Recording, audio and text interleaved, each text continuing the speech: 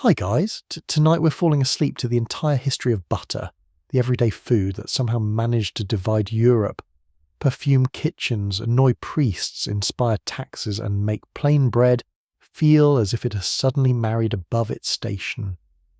Picture a quiet wooden bowl, a skin bag of milk swinging from a saddle, a cold morning where breath fogs in the air, and somewhere inside that milk, tiny golden globes are gathering like a secret society.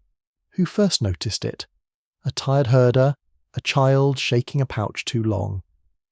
Someone expecting a drink and finding a lump instead? Which is honestly one of history's better kitchen surprises. So, before you settle into the story, take a moment to like the video and subscribe. And as you get comfortable, tell me in the comments where you are listening from and what your local time is. Because somewhere out there, someone is hearing about ancient butter at 2:17 in the morning, and that feels right. Now, dim the lights. You begin far earlier than any written recipe, far earlier than porcelain butter dishes, silver knives, dairy advertisements, or that smug little curl of butter melting on restaurant bread. You begin on grassland, under a wide sky, in a world where people are learning, slowly and awkwardly, how to live beside animals without being stepped on, bitten, kicked, or judged by goats, which, to be fair, have always had judgmental faces. The air is cool against your cheeks, dry grass brushes your ankles. Somewhere nearby, cattle shift their weight with a soft, heavy patience, and sheep make small nasal sounds in the half-light. There is smoke in the distance from a low fire, a smell of ash, damp hides, trampled earth, and warm milk. You stand in a settlement that is not quite a village as you might picture one, but a cluster of lives gathered around animals, clay pots, woven baskets, stone tools, and the daily question of how to eat tomorrow. Butter begins here, not as luxury, but as one answer to that question. The mainstream historical fact is simple and enormous humans began domesticating milk animals thousands of years ago, and once they kept cattle, sheep, goats, and later other animals, milk became more than a drink. It became a raw material. You could sour it, thicken it, ferment it, drain it, heat it, and, with enough motion, separate it into fat and liquid. That fat would eventually be butter, though at first no one was naming it with the tidy confidence of a cookbook. People were learning by hand, by smell, by mistake, and by hunger. You hear the sound before you understand the process. Slosh, thump, slosh. A pouch of animal skin swings from a wooden frame, or perhaps from the side of a walking person, or even from the back of an animal moving over uneven ground. Milk inside it bumps and rolls. Fat globules, tiny and invisible to the naked eye, collide. Their delicate membranes break. They gather. A pale mass begins to form inside the liquid. Not instantly, not dramatically, but through repetition. History, as usual, is less lightning bolt and more someone doing the same thing for a long time, while wondering if supper will be strange. You reach out and touch the outside of the pouch. It is cool, slightly slick, faintly leathery, smells of milk and animal hide, a smell that would make a modern kitchen inspector take a meaningful little breath. But to the people around you, this is ordinary. This is equipment. This is technology. When the pouch is opened, the liquid has changed. There is a soft clump floating in it, pale yellow or ivory depending on the animal, the season, and the pasture. Someone presses it together between wet hands. It resists at first, and then yields, waxy and tender. The remaining liquid, what you might think of as buttermilk, is cloudy and sharp. The new fat carries a mild sweetness, and if the milk has already soured a little, there is a tang beneath it, a clean bright edge. You may be imagining a neat golden block wrapped in paper, waiting in a refrigerator. Not yet. This first butter is closer to a discovery than a product. It is an edible accident that people learn how to repeat. There is a certain quiet magic in that. Milk is already alive with change. Leave it standing and it thickens or turns sour. Warm it and it behaves differently. Shake it and it becomes two foods. For early herders, this matters deeply. Fresh milk can spoil. Butter, especially when washed, salted, clarified, or kept cool, can travel better. It concentrates calories. It can soften tough grains. It can grease skin, tools, and hair. It can be food, medicine, offering, trade item, and, on a bleak evening when everything tastes of smoke and boiled things, comfort. You sit near the fire and watch hands at work. No one has a thermometer. No one says fat content in a serious voice. Yet the knowledge is real. A woman tilts a vessel and listens to the thickness of the liquid. An older man presses curds with practiced thumbs. A child is given the repetitive work of shaking a small container and looks both proud and deeply bored, which may be one of the oldest expressions in human history.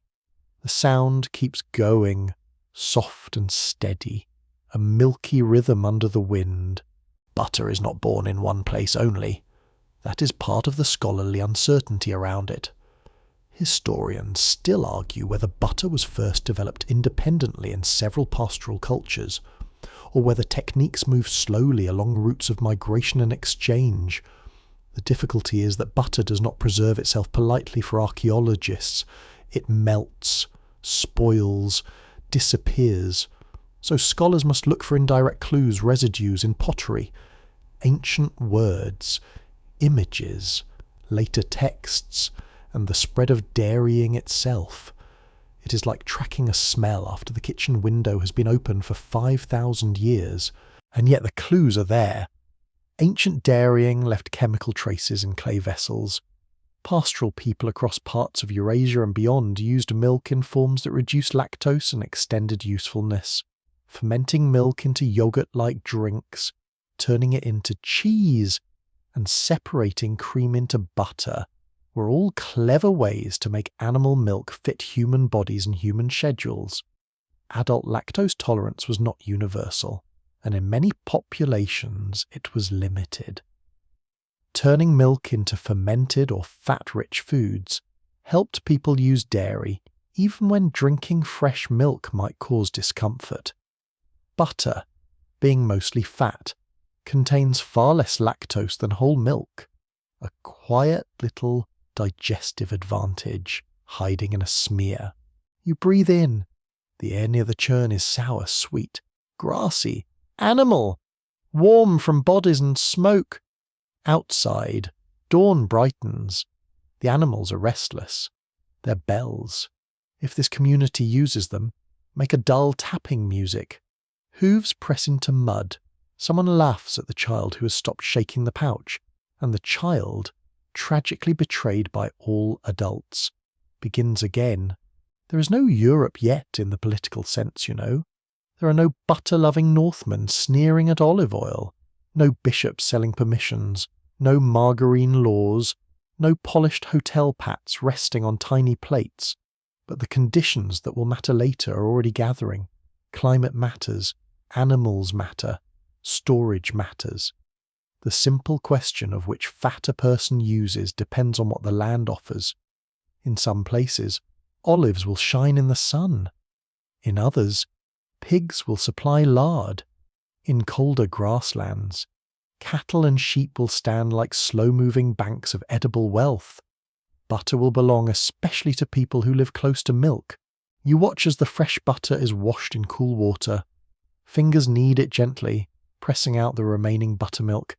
This reduces spoilage, though no one needs to phrase it that way. They only know that butter handled well lasts longer and tastes cleaner. The water clouds, the lump firms, it becomes smoother, more obedient. A pinch of salt might be added in places and periods where salt is available enough to spare. Elsewhere, it is eaten fresh, soft, and faintly wild. A quirky fringe tidbit drifts into this early world like a whisper from many later traditions. Butter was not always treated as merely food.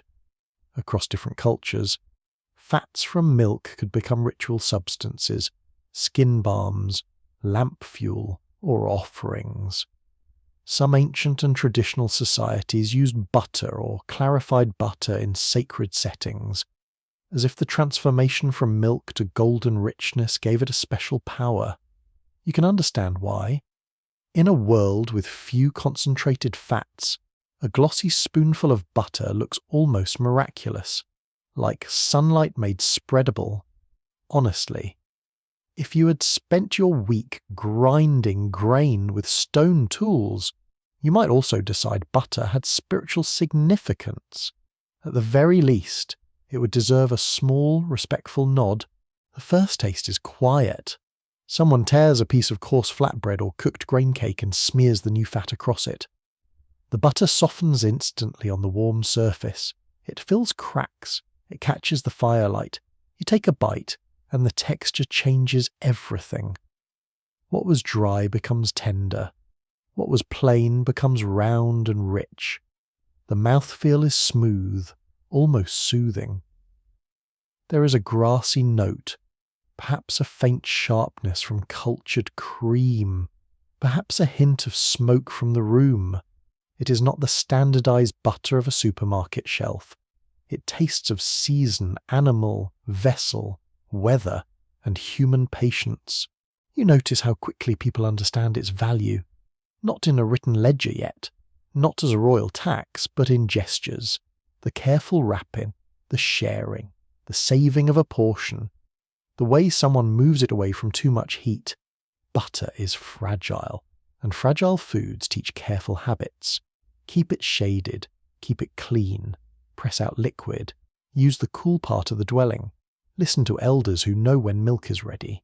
Because food knowledge often sounds like superstition until the person who ignored it gets a stomachache. Outside, the day opens. Animals are led toward pasture. The settlement thins as people scatter into work. But the little lump of butter remains, and with it a new relationship between humans, animals, and landscape. To make butter, you need more than milk. You need repeated access to milk. You need vessels or bags. You need time. You need arms willing to churn. You need a community that sees value in turning a liquid into something denser and more portable. Butter is not just an ingredient. It is evidence of a whole way of life. That's why the history of butter can begin so gently and still become so important. It is domestic, but not small. It sits at the meeting point of climate, agriculture, gendered labour, trade, religion, taste, and class. It is made in the rhythm of ordinary days by people who may never appear in royal chronicles, but whose hands shaped what entire regions would later consider normal. A king can declare a law, a merchant can ship a cargo, a priest can forbid a food for a season. But first, someone has to stand in the cool morning and churn. You linger near that first dairy work, listening. Slosh. Pause. Slosh. The sound is almost sleep-making, repetitive and soft, like rain in a wooden bucket. A dog noses the ground. Smoke curls upward. Milk skins dry near the doorway. The butter, newly gathered, rests in a shallow bowl, holding the pale glow of the morning. No one here knows that this humble fat will one day help mark the difference between northern and southern tables. No one imagines that it will become a symbol of rustic identity, a source of religious irritation, a product stamped in markets, praised by cooks, attacked by reformers, replaced by factory substitutes, and welcomed back by people making toast at midnight. For now, it is simply useful. It is food made from motion. It is milk persuaded into richness. And you, standing quietly in that ancient place, understand the tenderness of the discovery. Butter begins not with conquest, but with patience, not with a palace, but with a pouch, not with a chef, but with tired hands doing necessary work. The wind moves through the grass. The animals graze. The bowl is covered and set aside in the cool shade. The day continues. and history, soft and golden, has already begun to spread. You step into a warmer world, where hills shine silver with olive leaves and the air has the dry, sun-baked smell of stone, dust, and crushed herbs. The sea lies nearby, blue and restless, tapping softly against harbours where amphorae are stacked like sleeping clay giants. In the markets, oil gleams in jars. It coats bread, perfumes fish, shines on athletes' shoulders, feeds lamps, softens skin, and slips into nearly every corner of daily life. Here, fat is not merely food, it is climate, identity, and pride poured from the olive tree. You walk through a Greek town at morning, sandals scrape the street, donkeys complain in their ancient, dramatic way. A vendor ladles olive oil with the solemn confidence of someone handling civilization itself. The scent is grassy, peppery, and faintly bitter. It clings to the fingers. It glows green gold in the light. To many people of the Mediterranean, this is what good living smells like. And then there is butter. Butter enters this world as something foreign, something northern, something a little suspicious, not always hated, not always unknown, but definitely not the star of the table. The mainstream historical fact is clear in ancient Greek and Roman culture. Olive oil held a central place in cooking, grooming, medicine, sport, trade, and ritual, while butter was more strongly associated with peoples beyond the Mediterranean heartlands, especially colder regions where cattle and dairying mattered more. In simple terms, olive oil was the polished citizen in a clean tunic. Butter was the shaggy visitor at the gate, smelling faintly of cows and damp weather. You can almost hear the social judgment in the air. A Roman host reclines beside a low table, the lamps flickering softly, while bread, olives, wine, fish sauce, and oil move through the room. The floor is cool beneath your bare feet, cushions sigh under shifting bodies. Somewhere in the courtyard, water drips into a basin with a patient little plink. The food is fragrant with garlic, wine, herbs, and oil. If someone suggests butter, eyebrows rise. Not violently, so, of course. More the way people today might react if you put ketchup on an expensive steak and called it innovation. Greek writers had a word for butter, often understood as something like cow cheese, which is charmingly practical and not entirely flattering. It shows that butter was known, but it also suggests that it was being understood through the lens of dairy strangeness. To people whose finest fats came from trees, milk fat could seem heavy, animal, and rustic. Warm climates did not help its reputation. Butter softens quickly under Mediterranean heat. It can turn rancid if neglected. Olive oil, meanwhile, sits in its jar with a kind of golden patience, perfectly adapted to the landscape. You follow a road northward in imagination, away from the olive groves, toward cooler forests, rivers, and mistier pastures. The air changes, it grows damp, grass thickens, cattle become more important. In these lands, butter makes far more sense. It spreads on coarse bread, enriches porridge, and gives strength when the weather leans hard against the door. But from the viewpoint of many Greeks and Romans, those same lands are filled with peoples they label as outsiders, rougher, less refined, not quite part of the polished world they believe they represent. And so butter becomes more than a food. It becomes a marker. You feel the awkward power of that. A person's preferred cooking fat can become a small flag. Olive oil says one thing, butter says another. Lard says another still. None of this is neutral, because humans are very talented at turning dinner into a personality test. The Roman imagination often contrasted itself with northern peoples, including Celts, Germans, and others who lived beyond familiar provinces or near the empire's frontiers. The word barbarian itself comes from the Greek habit of describing foreign speech as strange, as if non-Greek languages sounded like barbar to refined ears. A little rude, yes, also very human. Every culture has had moments of hearing another language and deciding, unfairly, that it sounds like soup falling downstairs. Butter fit neatly into this world of labels. It was linked with colder lands, animal wealth, and bodies hardened by weather. Some ancient observers described northern peoples as milk drinkers or butter eaters, not always as an exact dietary record, but as a cultural shorthand. It painted them as different, close to animals, close to raw nature. The smell alone would have carried meaning.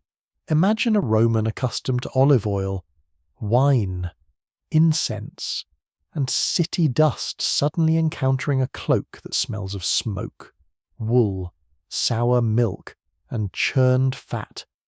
The judgment writes itself, even if it is unfair. You enter a Roman military camp near a frontier. The atmosphere is colder now. Leather creaks. Metal fittings click softly. Soldiers move through mud, carrying shields and bundles. A pot simmers over a low fire, giving off steam scented with grain, onions, and salted meat.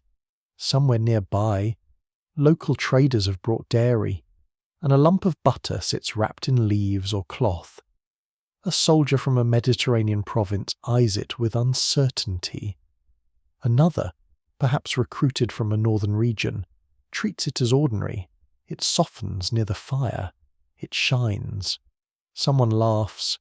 Someone eats. There is the empire in miniature, not just in laws and roads, but in taste.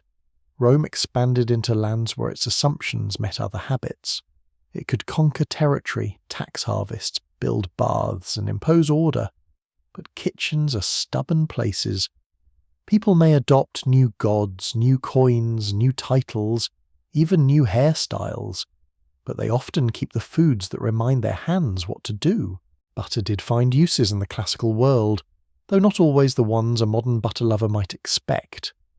A quirky tidbit comes from ancient medical and cosmetic writing, where butter appears less as a prized table fat and more as a treatment, balm, or body substance. Some writers mention it as useful for skin, wounds, swelling, or hair.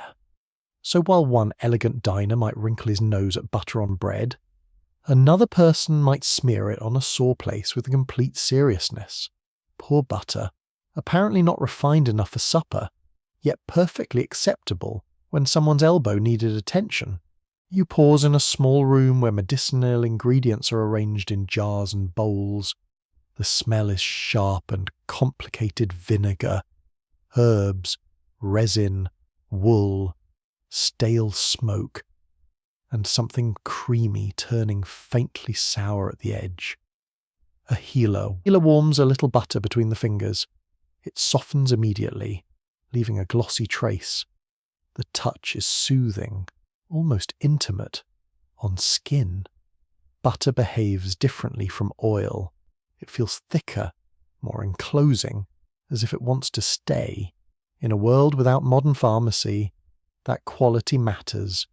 People used what they had. They observed, compared, guessed, remembered, and sometimes gave very confident advice based on extremely limited evidence, which, comforting or not, remains a popular human tradition. Scholars still disagree about whether ancient Mediterranean disdain for butter reflected real everyday disgust, elite literary snobbery, climate-based practicality, or a mixture of all three. Texts often come from educated men with strong opinions and enough free time to write them down. That does not mean every farmer, soldier, servant, or frontier household felt the same. A Roman aristocrat might sneer at butter as barbarian, while someone in a colder province quietly used it without making a philosophical speech. History often preserves the loudest judgment, not the softest habit. You continue through a Roman city where olive oil is everywhere. At the baths, people rub oil onto their skin and scrape it away with a curved metal tool. You hear the scrape, the splash of water, the murmur of voices echoing from tiled walls. The rooms are humid, warm, and scented with sweat, perfume, heated stone, and oil. Lamps burn with oil. Athletes prepare with oil. Cooks pour oil. Ships carry oil across the sea. Vast estates produce it. Tax systems count it. Amphorae marked with origins and contents move through trade networks like clay paperwork. Butter cannot compete here on the same scale. It is too local, too perishable, too tied to animals and cooler air. In the Mediterranean imagination, the olive tree is patient and noble. It roots in poor soil. It survives drought. It gives fruit, wood, shade, and oil. It seems civilized because it rewards cultivation across generations. Butter, by contrast, depends on the daily body of an animal. It comes from warmth, breath, udders, labour, and the churn. It is less architectural than olive oil, less imperial. It does not fill amphorae for long sea voyages with the same ease. It is humble, unruly, and a bit too alive. And yet there is a softness in that unruliness. Butter carries the pasture inside it. It remembers grass. It changes with season. In spring, it may be deeper in colour when animals feed on fresh growth. In poorer months, it pales. Olive oil has its own seasonal poetry, of course, but butter's poetry is more domestic, more fragile. It asks to be eaten, cooled, clarified, or protected. It asks for attention. You stand at the edge of a northern settlement as dusk settles. A Roman road may not be far away. Traders pass sometimes, soldiers too. News travels, along with insults, coins, recipes, and diseases, because history is generous like that. Inside a timber building, a family eats by firelight. The smoke smells of resinous wood. The floor is packed earth, firm and cold underfoot. A wooden bowl of grain is enriched with butter. It melts slowly, leaving glossy trails. Someone tears bread. Someone warms hands near the flames. Outside, the wind presses against the wall. Nothing about this feels barbaric from inside the room. It feels practical. It feels nourishing. It feels like home. That is the quiet trick of food prejudice. From far away, another people's fat seems strange. Up close, it is just what keeps the meal from being miserable. The Roman table may gleam with oil, and the northern table may soften with butter, but each is answering the same ancient needs: calories, flavour, storage, comfort, belonging. The division is real. But it is also a story people tell about themselves and about others. You let the scene grow dim. Oil lamps flicker in the south. Butter melts in bowls to the north. Between them stretch roads, rivers, markets, military posts, and the endless human habit of judging a neighbour's dinner. The Mediterranean world praises the olive and mistrusts the churn. The colder lands keep working their milk into fat. Somewhere, a writer sharpens a stereotype. Somewhere else, a child licks butter from a finger and cares nothing for imperial opinion. The night settles gently over both tables. In one room, bread is dipped into oil with herbs and salt. In another, bread receives a pale smear of butter that glistens near the fire. Different climates, different animals, different trees, different words. The same small sigh after the first bite. You stand in a country of long shadows, where morning arrives slowly, and the sky seems to think about it for a while before committing. The air is cool, damp, and edged with the smell of wet grass, wood smoke, and animals breathing in a byre. Under your boots, the ground gives slightly, dark with rain. Somewhere beyond the low houses, cattle move through mist, their bells making soft, uneven notes that drift like sleepy thoughts across the pasture. This is Northern Europe, not as a single kingdom, not as one tidy culture, but as a broad world of colder fields, marshy lanes, oak woods, heather, stone fences, and winters that ask very direct questions of the human body. What will you eat when the garden sleeps? What will you spread on bread when olives refuse to grow in this climate? Which is frankly rude of them, though perfectly reasonable botanically. What fat can you trust when the nights are long, the roads are poor, and the wind comes through every crack in the wall like it owns the place?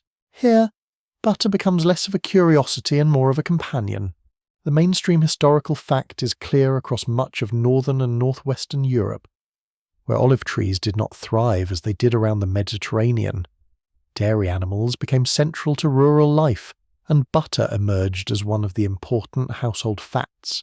Cattle turned grass into milk, milk turned into cream, curds, cheese, buttermilk, and butter. The land was not always generous with grain, but it could grow pasture, and pasture could support animals in a cold climate that mattered.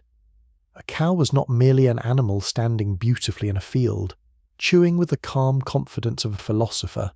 It was warmth, manure, traction, milk, status, food, and sometimes survival. You enter a timber house at dawn. The door is low, so you bend your head. Inside, the air is smoky and close. It smells of peat or split wood, sour milk, wool cloaks drying badly, and yesterday's porridge. A fire glows low on the hearth. The walls hold the night's chill, and when you touch the wooden table, it feels cold enough to remind you that comfort has to be made, not assumed. A woman stands beside a churn, working the dasher up and down. The sound is steady. Thud. Splash. Thud. Splash. It is not loud, but it fills the room like a heartbeat. A child sits near the hearth, wrapped in a rough blanket, watching the churn as if staring hard enough might make breakfast arrive sooner. That technique rarely works, but hope is also ancient. The cream inside the churn has thickened, soured slightly, and warmed just enough from the room to behave. Too cold, and butter is stubborn. Too warm, and it becomes greasy and sulky. The hand knows these things. The arm feels resistance changing. At first the cream moves as one heavy liquid, then suddenly, almost secretly, it breaks. Little grains of butter appear, floating in thin buttermilk. The sound changes too, from sloshing to a softer, grainier knock.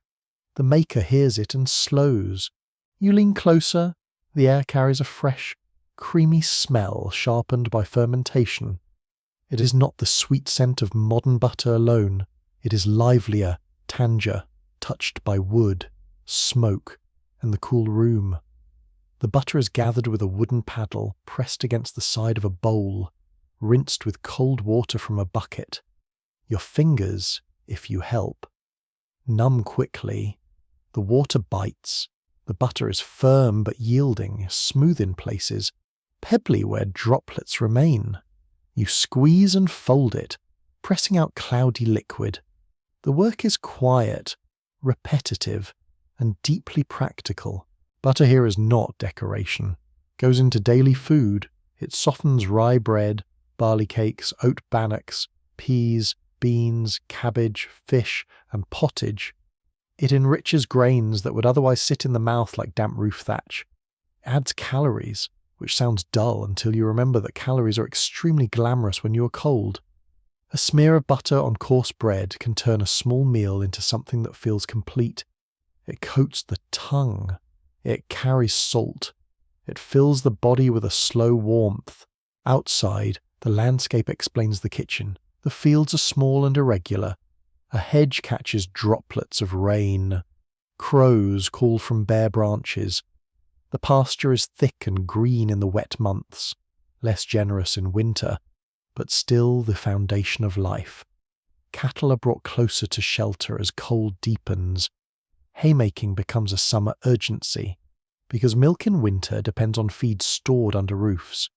The whole year bends toward the question of animals eating enough so humans can eat too. In many northern households, butter making was seasonal. When grass was fresh and animals gave richer milk, there was more cream to churn. In leaner months, less. Some butter was eaten fresh, but some had to be preserved. Salt was precious but useful. Butter could be salted, packed into wooden tubs, crocks, skins, or barrels, kept cool in cellars, wells, or shaded places. Was it always delicious by modern standards? Standards, probably not. Some stored butter became strong, sharp, even cheesy. But taste is trained by need, and need is a very persuasive chef. You sit near the hearth as bread is cut. The loaf is dense and dark, made from rye or maslin, with a crust that resists the knife. When the butter is spread, it does not melt instantly. The room is too cool for drama. Instead, it smears in pale ridges, catching crumbs. A pinch of salt clings to its surface. You take a bite. The bread is sour and heavy, the butter creamy and bright. Together they become balance grain and pasture, oven and churn, field and cow. A quirky tidbit lives in these cold lands in some northern societies. Butter could function almost like money. It might be paid as rent, tax, tithe, gift, or trade good, measured carefully and stored with the seriousness usually reserved for coins. Imagine owing your landlord a quantity of butter. It sounds cozy for about 3 seconds, until you picture the pressure of producing enough, packing it well, and hoping it does not spoil before anyone important inspects it. Medieval bureaucracy with dairy notes. Very soothing, unless you are the person with the churn. This tells you something important. Butter had value because it was labour concentrated into fat.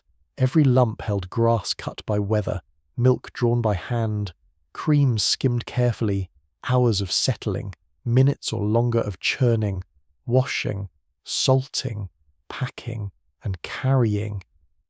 It was not casual. It was work you could taste. Much of that work belonged to women. Across many rural communities, dairy knowledge was part of household management, passed through practice rather than formal writing. The dairy was often a female domain, though patterns differed by region and class. The skill was subtle.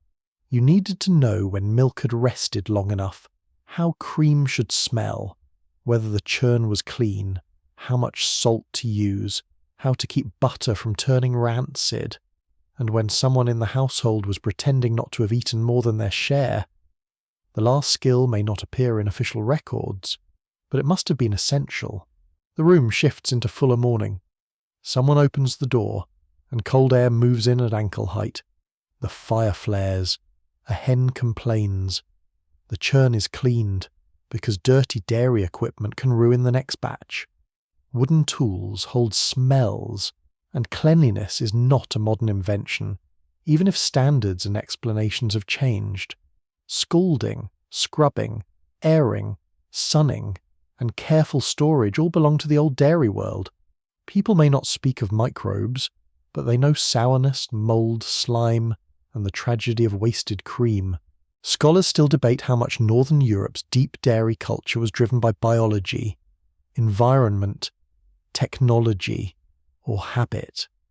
Some point to the high frequency of adult lactose tolerance in certain northern populations, suggesting that drinking fresh milk became unusually practical.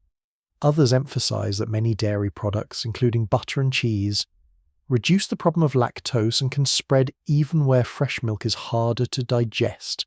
Climate, animals, migration, taste, and social custom all overlap. The answer is not one key turning in one lock. It is a ring of keys, jingling quietly in a cold farmhouse. You walk beyond the house toward a village lane. Smoke rises from low roofs. Mud grips your soles. A stream moves under a skin of thin ice near the edges, making a delicate clicking sound. At a small market or meeting place, people bring what they can spare: eggs, wool, fish, grain, cheese, butter wrapped in leaves or cloth. A buyer presses a thumb gently into a lump to test its texture. Too soft, too old, too wet, too salty, too pale, too strong. Everyone has opinions. Food markets are basically theatre, but with more bargaining and fewer comfortable seats. Butter also belongs to hospitality. A guest offered bread with butter receives more than calories. They receive proof that the household has animals, skill, and enough abundance to share. A thicker spread can speak quietly of generosity.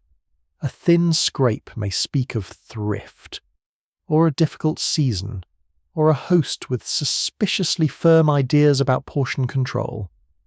In societies where most people live close to scarcity, even small gestures carry meaning. In a colder evening, you find butter again in a bowl of hot grains. It melts slowly at the centre, forming a bright pool. Steam rises, the smell is nutty and rich. Outside, rain taps the roof in quick little fingers. Inside, the spoon warms your hand. The first mouthful is plain, but then the fat spreads through it, smoothing roughness, deepening flavour. This is why butter stays. It makes humble food kind. It turns necessity into something almost tender. The northern world is not romantic in any simple way. It is hard. Animals get sick, milk yields fail, salt costs money, roads flood, winters stretch too long. People work until their shoulders ache and their hands crack from cold water and dairy labour. Yet within that difficulty, butter becomes one of the quiet comforts that helps ordinary life continue. Not spectacular, not royal, not loudly heroic, just present, useful, and golden in a grey room. The light fades early. The day's butter has been packed away, the churn rinsed and turned upside down to dry. The last breadcrumbs are brushed from the table. Cattle settle in the dark with slow, warm breaths. The house creaks as the temperature drops. Smoke threads upward into the rafters. Somewhere in a covered crock, butter waits, holding the memory of grass under a lid. You rest in the hush of that northern kitchen, feeling how a food can belong to a climate so completely that it seems less invented than grown from the weather itself. The damp pasture, the patient cow, the cold hand in rinsing water, the heavy loaf, the tired arm at the churn, the soft shine on bread, all of it gathers into one ordinary miracle. In these lands, butter is not merely eaten, it is lived with. You walk into a landscape that does not quite behave like solid ground. The earth is dark, springy, and wet beneath your feet, breathing up the cold smell of peat, rainwater, moss, and old roots. Mist hangs low over the bog, blurring the edges of reeds and heather. Every step makes a soft sucking sound, as if the land is politely trying to keep your shoe as a souvenir. The air is quiet, but not empty. You hear distant birds, water shifting under mats of vegetation, and the faint crackle of wind moving through sedge. This is a world of hidden things. Across parts of Ireland and Scotland, and in other northern wetlands, people once placed butter into bogs.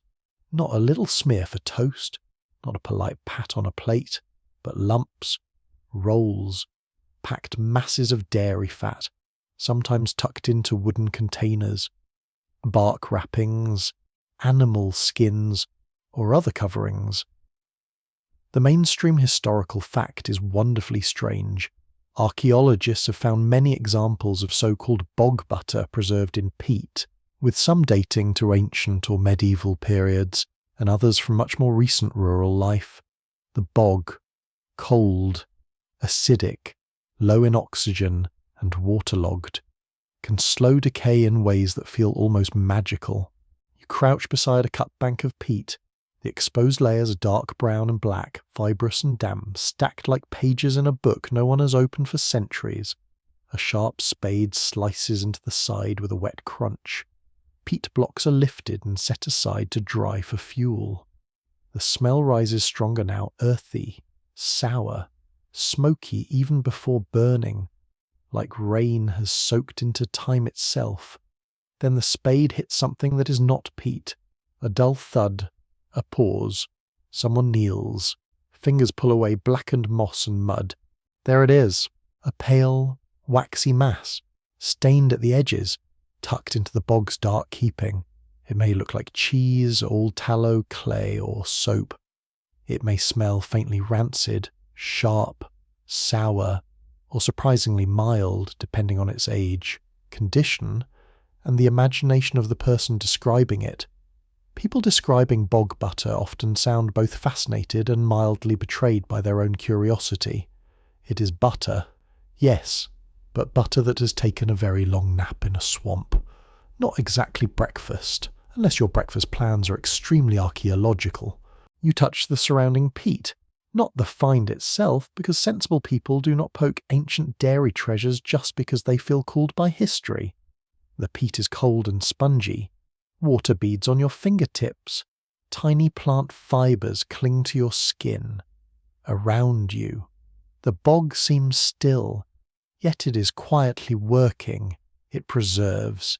It stains. It hides. It transforms. It turns the ordinary into evidence. Why put butter in a bog that is where the story becomes beautifully uncertain? Historians still argue whether bog butter was buried mainly for preservation, protection, storage, flavour, ritual offering, concealment from thieves, payment, boundary marking, or some combination of these. The problem is that butter does not come with a note saying, "Dear future people, I am being placed here for clear economic reasons." Very inconsiderate of it. Instead, scholars compare locations, containers, dates, local customs, and the wider importance of dairy wealth in northern societies. The preservation theory makes immediate sense when you stand in the chill air. Butter spoils in warmth. A bog is cool, wet, and sealed away from much oxygen. In a landscape without refrigerators, a peat bog could act like a natural cold store. Bury your butter properly, mark the place, return later, and perhaps you've saved food for leaner days. The idea has a practical smell to it, like a cellar, a well, or a shaded dairy room. People living with seasonal abundance and scarcity knew how to use every feature of the land, but practicality may not explain everything. Some finds seem large, carefully placed, or located in ways that suggest more than casual storage. Butter could be wealth, and wealth sometimes needs hiding in troubled times, or in communities where raiding, rent, tribute, or social obligation mattered. Burying a valuable lump of fat might be rather sensible. You can imagine a household pressing butter into a wooden vessel, carrying it under a cloak to the bog edge, and lowering it into a chosen hollow with the tense hope that no neighbour is watching from behind a shrub, doing that very unsubtle, pretending not to watch thing neighbours have perfected since the beginning of villages. Then there is the possibility of offering. Bogs in northern Europe have long carried ritual weight. Wetlands can feel like thresholds, neither lake nor field, neither safe path nor open water. They swallow objects and keep them. They gleam in strange light. They give off mists. They make sounds that invite stories. People placed weapons, tools, vessels, and other valuables in watery places across many ancient cultures. Butter, rich and labour-intensive, could have been a meaningful gift to powers connected with land, fertility, cattle, harvest, or protection. A golden fat lowered into black water is not hard to imagine as an offering. You stand at twilight, and the bog becomes more convincing. The sky is pearl grey. Pools reflect the clouds so perfectly that they look like holes into another weather. The ground trembles slightly when you shift your weight. A curlew calls, thin and mournful. It is easy to see why people might treat such a place with caution. The bog does not shout, it waits. A quirky tidbit comes from the sheer size of some discoveries. Bog butter has sometimes been found in lumps so sarge they feel less like forgotten food, and more like dairy treasure chests. Some masses weigh many kilograms, enough to make you picture a person proudly lowering a serious investment into the earth. That is not a casual oops. Lost my butter moment. Nobody misplaces a lump the size of a sleeping dog and simply shrugs. Well, perhaps someone does, but one hopes they had an explanation ready. You move into a rural household where such butter might have begun its journey. It is cool inside, but warmer than the bog. The dairy area smells of cream, wooden vessels, smoke drifting from another room, and clean water. Fresh butter sits in a trough as hands knead salt through it. The salt crystals scrape lightly under the paddles. The sound is soft and gritty. The butter is shaped, pressed, wrapped. It might be packed into a small wooden keg or a hollowed container, sealed against air as well as possible. The surface is smooth, pale, and dense. There is skill in making butter fit for storage. Too much liquid left inside can spoil it. Too little salt can be risky. Too much salt can make it harsh. The wooden vessel must be clean. The covering must be tight. The place of burial must be remembered.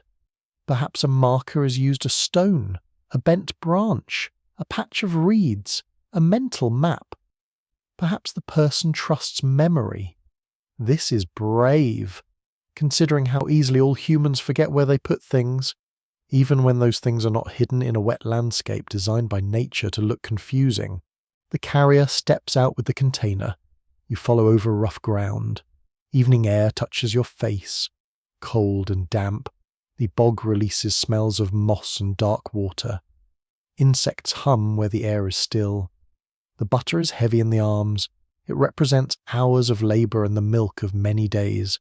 When it is lowered into a pit or pressed into peat, the moment feels practical and solemn at once. A hand pats peat back into place. Water seeps in. The mark is noted. The container vanishes from sight. And then, sometimes no one returns. Perhaps the family moves. Perhaps conflict comes. Perhaps the marker rots. Perhaps the person who knows the place dies. Perhaps the butter was never meant to be recovered. Centuries pass. The bog grows upward, millimetre by millimetre, season by season, with moss becoming peat and peat becoming archive. The buried fat changes slowly in its dark chamber. The land keeps it through storms, hunger years, new languages, new rulers, new prayers, new roads. Above it, people cut turf, herd cattle, argue, marry, mourn, and complain about the weather with impressive dedication. Below, the butter waits. You watch turf cutters at work in a later century. Their clothes are rough, damp at the hems. The spade rises and falls. Blocks of peat are stacked in careful rows, smelling like earth and smoke even before they dry. Then comes that odd texture under the blade, the interruption. The find is lifted, wrapped, discussed. Some laugh, some wrinkle their noses, some wonder if it is edible. A few, in various tales, are said to have tasted old bog butter, which is exactly the kind of historical curiosity that makes you respect human courage, while also wanting a firm glass of water nearby. Whether every such tasting story is reliable is another question. Food legends grow quickly around strange finds. A lump of buried butter attracts exaggeration the way fresh bread attracts crumbs. Yet the fascination is real. Bog butter unsettles categories. It is food, but no longer food. It is treasure, but not gold. It is waste, unless it was storage. It is ritual, unless it was lunch planning. It is ordinary labour transformed by time into mystery. You look again at the cut wall of peat. Its layers are humble, almost soft, yet they hold secrets more patiently than stone. A buried sword may impress people at once. A crown declares itself important. Butter is quieter. It reminds you that archaeology is not only about kings and battles, it is also about dairy work, storage habits, forgotten meals, and the small economies of ordinary families. A lump of bog butter can reveal a world of cows, women at churns, salt trade, seasonal planning, land knowledge, and belief. The atmosphere deepens into night. The bog darkens first in the hollows, then across the pools. The last birds settle. The ground cools under a skin of mist. Somewhere in the distance, peat smoke rises from a cottage chimney, carrying a sweet, bitter scent into the damp air. Inside that cottage, a bowl of fresh butter may sit near bread. Outside, hidden in the black earth, another butter sleeps beyond hunger, beyond usefulness, beyond taste. You leave the bog carefully, each step slow, listening to the soft pull of mud around your boots. The landscape feels less empty now. Beneath the moss and reeds, it holds the memory of hands that churned, packed, carried, buried, and perhaps prayed. Butter here is not only spread on bread, it is entrusted to the earth. It is a secret wrapped in peat. It is the everyday made strange by darkness, dampness, and time. You enter a monastery kitchen in the grey hush before dawn, when the stones still hold the cold of night and every sound seems slightly too loud. A bell rings somewhere beyond the cloister, not angrily, just insistently, as if reminding sleepy souls that holiness apparently keeps an early schedule. The note trembles through corridors, crosses the yard, and slips under the kitchen door. Inside, the air smells of damp stone, wood ash, boiled grain, old onions, clean linen, and the faint sour trace of yesterday's dairy bowls. You stand near a long table rubbed smooth by years of hands. The surface is cool under your fingertips. A rushlight flickers. A monk in a dark habit moves quietly between pots, his sandals whispering over the floor. Another tends the fire, coaxing it with twigs until the flames begin to lick upward, orange and patient. A pot of pottage waits to thicken. A loaf rests beneath a cloth. The kitchen is awake, but barely, like a person trying to remember why they entered a room.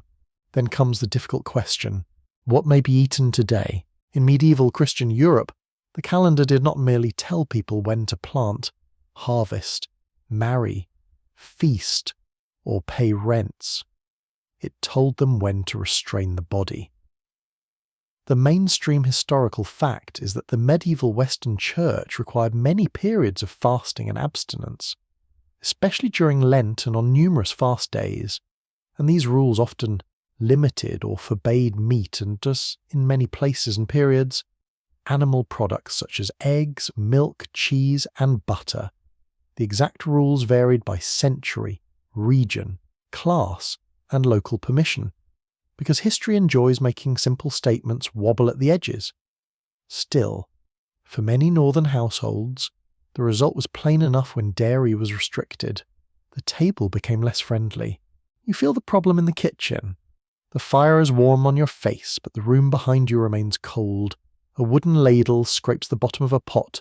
Steam rises, smelling of barley, leeks, and a little salt. Without butter, the dish is edible. With butter, it would be comforting. There is a difference, and every tired person near the hearth knows it. In southern regions, cooks might lean on olive oil during fast days. Oil could dress vegetables, enrich bread, fry fish, and carry herbs. In colder northern places, olive oil was often expensive, imported, or simply not part of everyday rural habit. People might use fish, nuts, hemp oil, linseed oil, or other local fats where available, but none always replaced butter easily. The butter-loving North had built its daily meals around dairy richness. Remove that richness for weeks, and Lent became less a gentle spiritual exercise and more a long conversation with blandness. You walk through a village during Lent. The air is sharp with late winter. Mud lies thick in the lane, half frozen at the edges. Smoke rises from roofs in thin blue threads inside one cottage. A woman stirs a pot while children watch with the grave attention of people hoping a miracle will occur in porridge. The room smells of smoke, damp wool, cabbage, and grain. A covered crock sits in the cool corner, holding butter that cannot be used today, at least not openly, at least not by the rule as everyone understands it. Its presence is almost comic. There it is, perfectly capable of improving everyone's mood, doing nothing, very spiritual of it. You sit on a bench near the wall, the wood presses hard against your back, a bowl is handed to you, warm in your palms. The pottage is thick but lean. It fills the stomach, yet leaves the tongue searching. Around the table, no one is starving in this moment, but pleasure has been carefully thinned. That thinning is part of the point. Fasting was supposed to discipline desire, remind the faithful of sacrifice, bind community through shared observance, and turn attention toward the soul. The difficulty is that souls live inside bodies, and bodies have opinions. The church calendar created a rhythm of denial and release. Feast followed fast, abundance followed restraint. Butter's absence made its return more vivid. When people could once again spread it on bread, melt it into vegetables, or stir it into hot grains, the taste must have felt almost festive. Not because butter was rare in every home, but because permission changes flavour. A food eaten freely is one thing. A food withheld and restored becomes brighter, nearly ceremonial. You hear another bell. In the monastery refectory, the community gathers. Benches scrape softly. Robes rustle. A reader's voice rises from a lectern, steady and low, while the meal proceeds with little conversation. The atmosphere is disciplined, but human. Spoons touch bowls. Bread tears. Someone coughs. Someone tries not to look disappointed by the absence of richer fare and fails only internally, which still counts. The stone room carries smells of boiled pulses, fish on permitted days, vinegar, herbs, and wet wool. On the wall, a painted saint gazes down with a calm expression that suggests saints did not have to eat enough lentils to form a personal relationship with them. Monastic houses were not all identical. Some were strict, some were comfortable, some owned lands, mills, fish ponds, dairies, and flocks. Wealthy monasteries could arrange better fasting food than poor villagers could dream of. Fish might appear often where rivers, ponds, or trade allowed. Almond milk, imported spices, dried fruits, and refined cooking could transform abstinence into something suspiciously pleasant for elite tables. Spiritual discipline has always had a way of becoming more manageable when one has access to a good pantry. A quirky tidbit lives in the world of medieval fasting loopholes. Certain animals were sometimes classified in ways that seem, to a modern listener, wonderfully convenient. Beavers, because of their watery habits and scaly tails in some descriptions, could be treated as fish in particular places. Barnacle geese were surrounded by strange beliefs, connecting them to shellfish or driftwood, making them useful in debates about whether they counted as meat. The point is not that everyone everywhere accepted the same odd categories, but that medieval food rules inspired creative interpretation. When appetite meets theology, the footnotes become lively. Butter sat directly inside this tension. It was animal fat made from milk, and in many fasting systems, dairy belonged with the foods to avoid. Yet in cold regions, eliminating butter could be genuinely burdensome. People needed calories. They needed usable fats. They needed familiar foods. A fasting rule that fit one climate could rub painfully against another. The same church stretched across olive groves, vineyards, fishing coasts, wheat plains, forests, and rainy pasture lands. Uniform ideals met local stomachs. Scholars continue to debate whether medieval butter restrictions caused deep popular resentment on their own. or whether they became important mainly when tied to money, regional identity, elite privilege, and wider complaints about church authority. It is tempting to imagine every butter-deprived villager quietly preparing a theological revolution over dry bread. That is too simple, and also rather funny. People could accept fasting as meaningful while still disliking its practical effects. They could grumble without rebelling. They could obey in public and negotiate in private. Belief and irritation often share the same bench. You follow the negotiations into a household kitchen. A grandmother knows exactly how strict the parish priest is. A mother knows which neighbours gossip. A father has opinions about whether a sick child, a pregnant woman, or an old labourer needs richer food. Rules were not experienced only as printed commands. They moved through bodies, households, confessions, acceptance, local customs, and quiet choices made near the fire. Illness might allow softening. Hard labour might invite sympathy. Poverty might excuse what wealth made visible. Every village had its moral weather. The sensory world of fasting is not only hunger, it is texture. Bread without butter tears drier.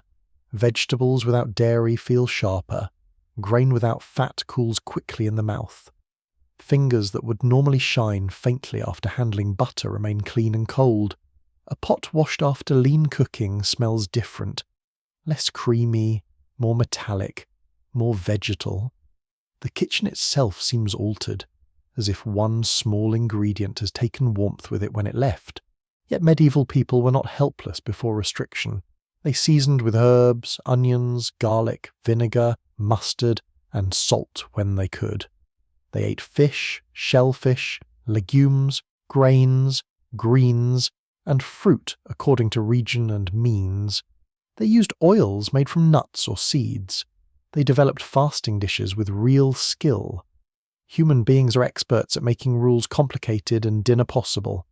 Somewhere, a cook is pounding walnuts into a sauce. Somewhere else, dried peas are becoming surprisingly decent. Somewhere else, a rich household is enjoying a Lenten meal so elaborate that a poor person might reasonably wonder whether suffering had been unevenly distributed. You return to the monastery dairy, quiet during a restricted day. The churn stands washed and empty, wooden paddles dry near the wall. A row of crocks sits in the cool. You can smell milk in the room. A clean animal's sweetness under the sharper scent of stone and water. The absence of work is noticeable. On ordinary dairy days, there would be motion skimming, churning, washing, salting. Now the tools rest like instruments between songs. Butter exists as potential, not meal. A monk passes through with a ledger tablet or memory of stores. Monasteries were great organisers of food. They managed land, labour, rents, animals, kitchens, cellars, and arms. Butter could be part of that economy even when not eaten every day. It could be stored, traded, given, withheld, accounted for. The spiritual calendar and the agricultural year crossed each other constantly. Lent often arrived when winter stores were already strained, which made abstinence more than symbolic. It came at a hard season, when fresh growth had not yet fully returned and old supplies were thinning. The body felt the calendar. Evening settles, the refectory grows dim. The last bowls are cleared. Outside, the cloister's stones shine with damp. A bell rings for prayer, softer now, folding the day inward. You walk beside the kitchen wall and feel heat leaking from the stones where the fire has burned for hours. The smell of lean supper lingers grain, smoke, herbs, and the faint briny note of fish. Somewhere, securely covered, butter waits in cool darkness, ordinary and forbidden, humble and powerful. You understand why this food could become tangled in faith. Butter is small enough to sit on a knife, yet large enough to touch questions of discipline, climate, fairness, money, authority, and comfort. It is not only what people eat, it is what they're told not to eat, when they most want it, and who gets permission to soften the rule. The night deepens over the monastery and the village alike. The churn is silent. The bread is plain. The rules hold, more or less, as rules often do. In the quiet between hunger and prayer, you feel the strange importance of a missing flavour. Butter, absent from the bowl, becomes almost louder than butter present on the table. It waits in memory, in storage, in longing, and in the soft human hope that restraint will eventually give way to warmth.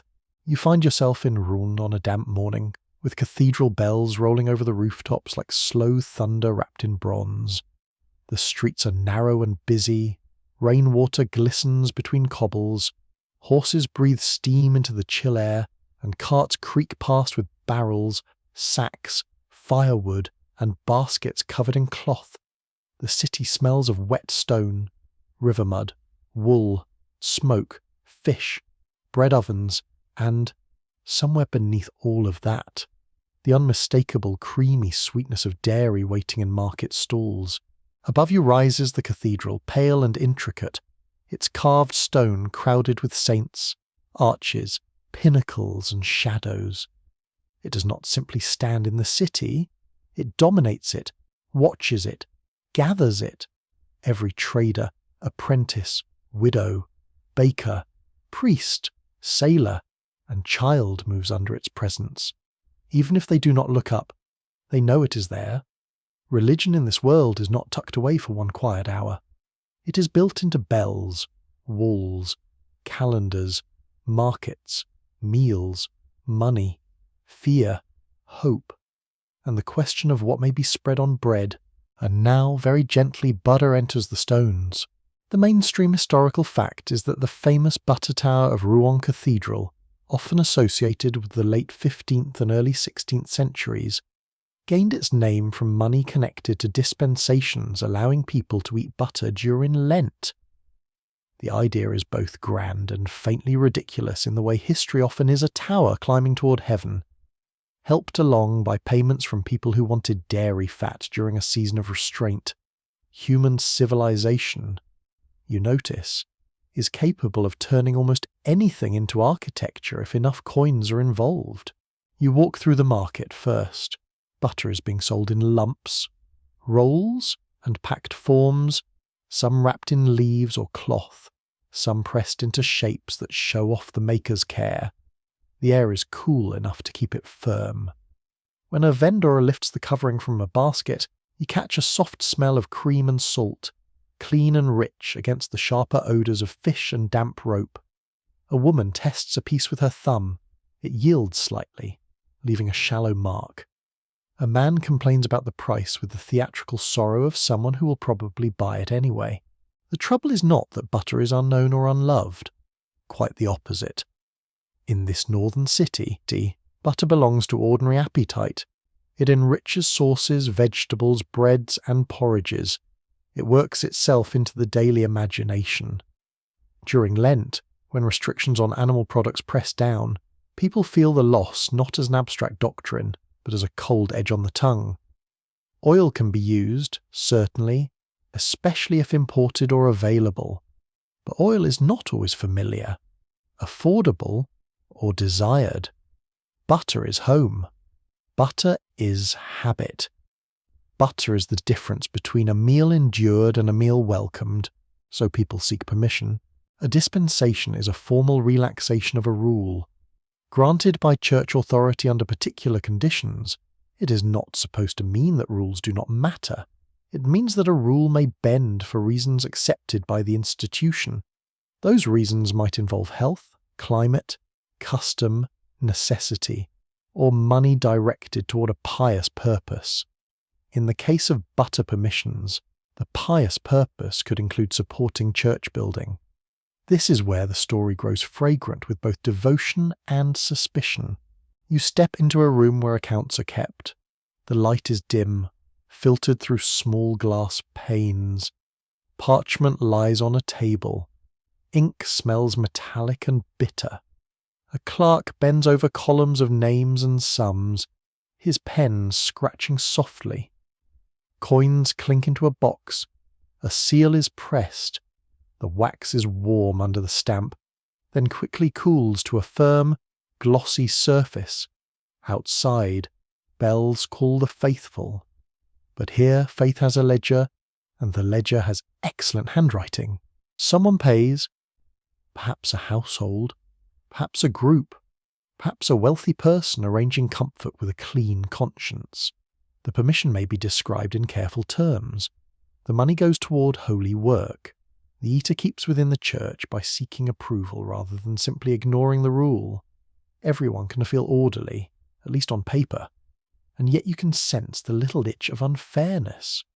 If a poor family cannot pay, must their bread stay dry while richer neighbours melt butter into their vegetables with official blessing? It is a practical question, and practical questions have a way of becoming moral ones when they sit too long at the table. You return to the cathedral yard. Masons are at work. Stone is being cut, lifted, fitted. The sound is steady and textured, chisels tapping, mallets striking, ropes groaning, carts grinding over uneven ground. Dust hangs in the air, dampened by mist. A block of stone feels cold and gritty beneath your palm. Men shout instructions upward. A pulley creaks. The tower rises slowly, not as a miracle appearing overnight, but as years of labour, money, craft, weather delays, injuries, arguments, and cups of thin ale. The butter tower becomes a monument not just to devotion, but to the strange economy of appetite. You imagine every paid permission as a small invisible layer in the masonry, a spoonful of butter here, a softened lent there, a coin given, a stone lifted. The tower stands because people believed, because craftsmen worked, because institutions organised, and because ordinary bodies wanted richness in a season that asked them to do without. There is a quirky tidbit tucked into the story butter. Money did not only fund stone. In some places, permissions around Lent and dairy were tied to local habits so firmly that what began as exception came to feel almost normal. People could become quite skilled at negotiating abstinence, so that spiritual discipline remained in place while the table quietly improved. It is the old human art of obeying the rule with one hand while holding a butter knife in the other. Very reverent, very practical, very suspiciously delicious. The city itself seems to understand compromise. Rouen is a place of merchants and ships, guilds and clergy, river trade and local pride. Goods arrive along the Seine, wool, wine, fish, salt, grain, and dairy move through networks of hands. Money flows toward churches, bridges, walls, and private fortunes. The cathedral is not separate from this activity. It is woven into it. A building project employs workers, displays status, attracts devotion, and announces civic ambition. A tower is stone prayer, yes, but it is also public branding with gargoyles. You step inside the cathedral. The air cools instantly. Smells of incense, wax, damp stone, and hundreds of wool garments carrying rain from the street. Your footsteps soften on the floor. Voices drop, high above. Ribs of stone vanish into shadow. Candles flicker before images. A woman kneels with clasped hands. A merchant crosses himself. A child stares upward with the open-mouthed seriousness of someone who has just realized ceilings can become forests. The atmosphere is powerful. Whatever one thinks about the money, the space has weight. It gathers grief, gratitude, ambition, fear, and routine. People come to baptize children, bury relatives, swear oaths, seek mercy, listen to sermons, and measure their small lives against something immense. If butter money helped lift a tower, then the tower also held the anxieties of the eaters who paid. Their appetites did not cancel faith. Their faith did not cancel appetite. Both lived in the same body. Scholars still dispute whether butter dispensation should be seen mainly as corruption, pastoral flexibility, regional adaptation, fundraising strategy, or a fairly ordinary part of late medieval religious life later made more scandalous by reforming voices. That uncertainty matters. It is easy to laugh at the idea of buying permission to eat butter, and yes, it does sound like a punchline wrapped in parchment, but the people involved may not have seen themselves as cynical. Many likely understood the arrangement as a legitimate compromise between discipline and local need. Others surely noticed the inequality and muttered into their bowls. The late medieval church held enormous authority, but it was also under pressure.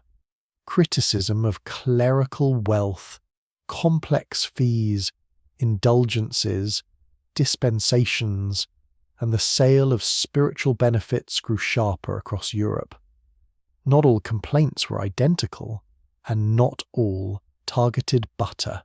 Still, butter permissions belong to the wider world in which money and salvation appeared, to many eyes, uncomfortably close. When people later challenged church practices more openly, these everyday negotiations gave reformers vivid material. A tower funded by butter permissions was memorable. It gave grievance a shape that could be pointed at. You move through a household on a Lenten evening in the city. The room is modest but orderly. Rain taps the shutters. A small fire burns low. The table holds bread, fish, onions, perhaps some greens, and a dish enriched with butter because permission has been secured. The melted fat shines in the dim light, carrying a warm smell that changes the mood of the room. A spoon drags through sauce with a soft sound. Someone smiles despite trying to look suitably restrained. The butter is lawful, at least for this table. Lawful butter tastes especially pleased with itself.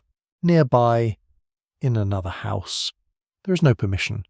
Supper is leaner. The contrast is not always dramatic. But people notice such things.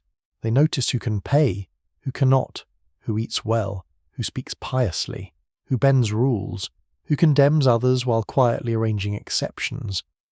Food has a talent for revealing social structure. You can hide doctrine in Latin.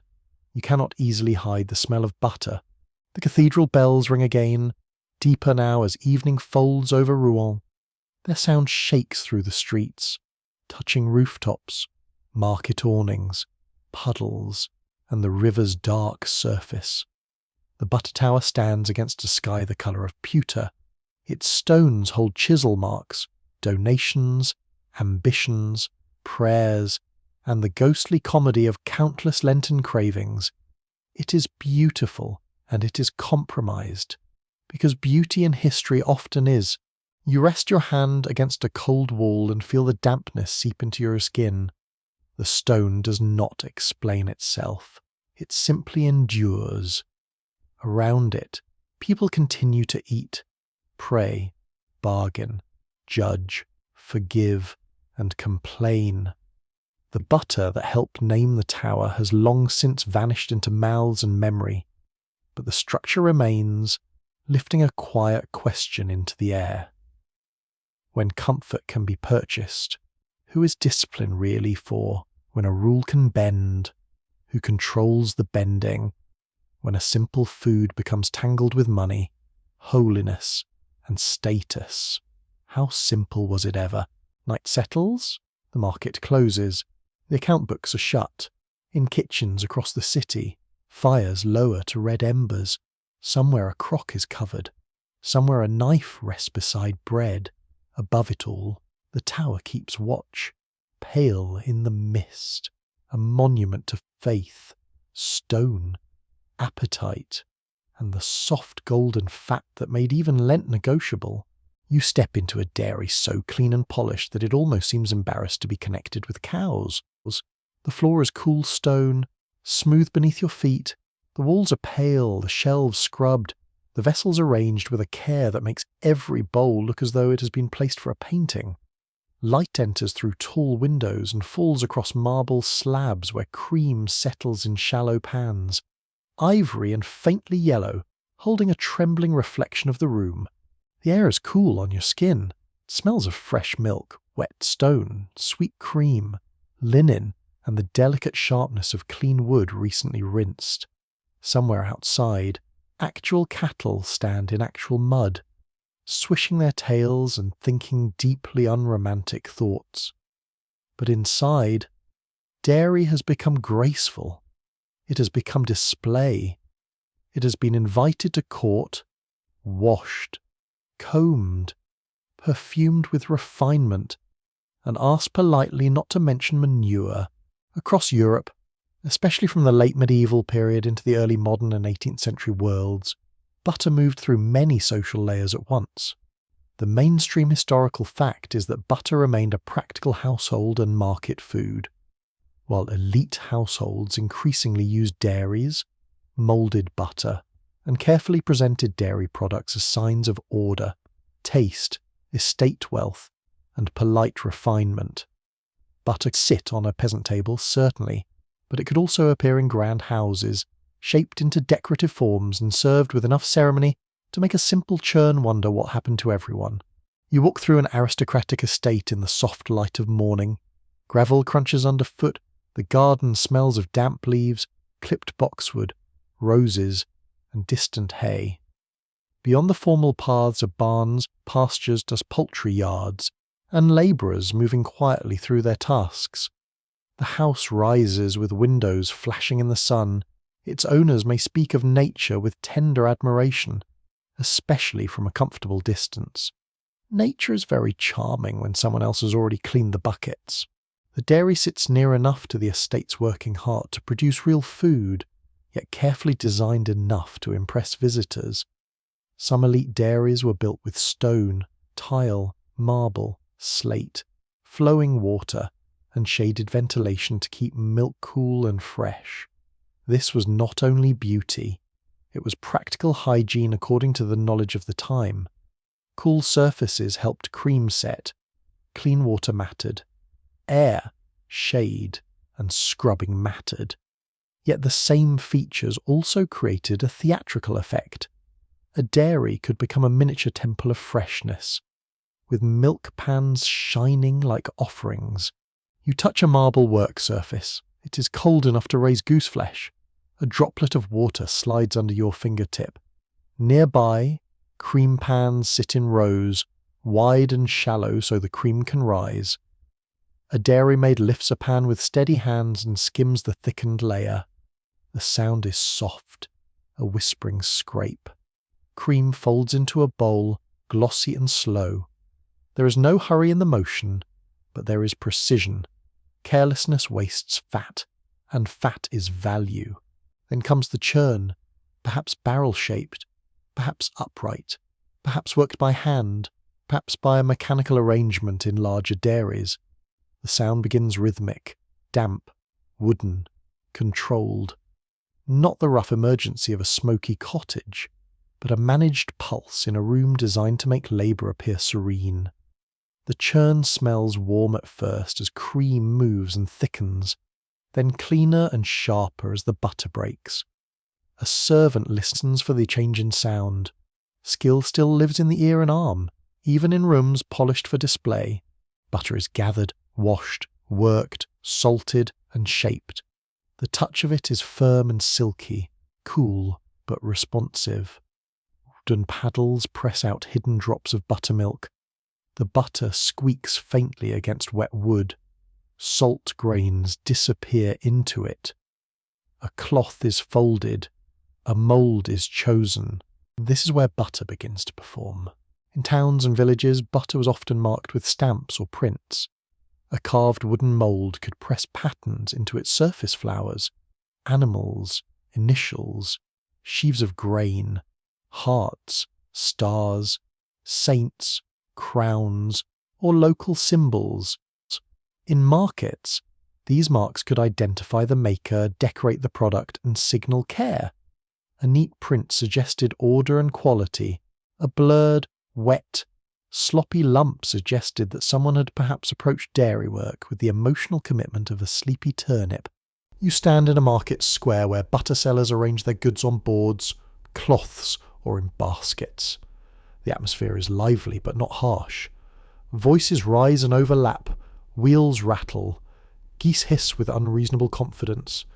The smell is a mix of bread, straw, horse sweat, apples, wet wool, smoke, and dairy. Buyers inspect colour and firmness.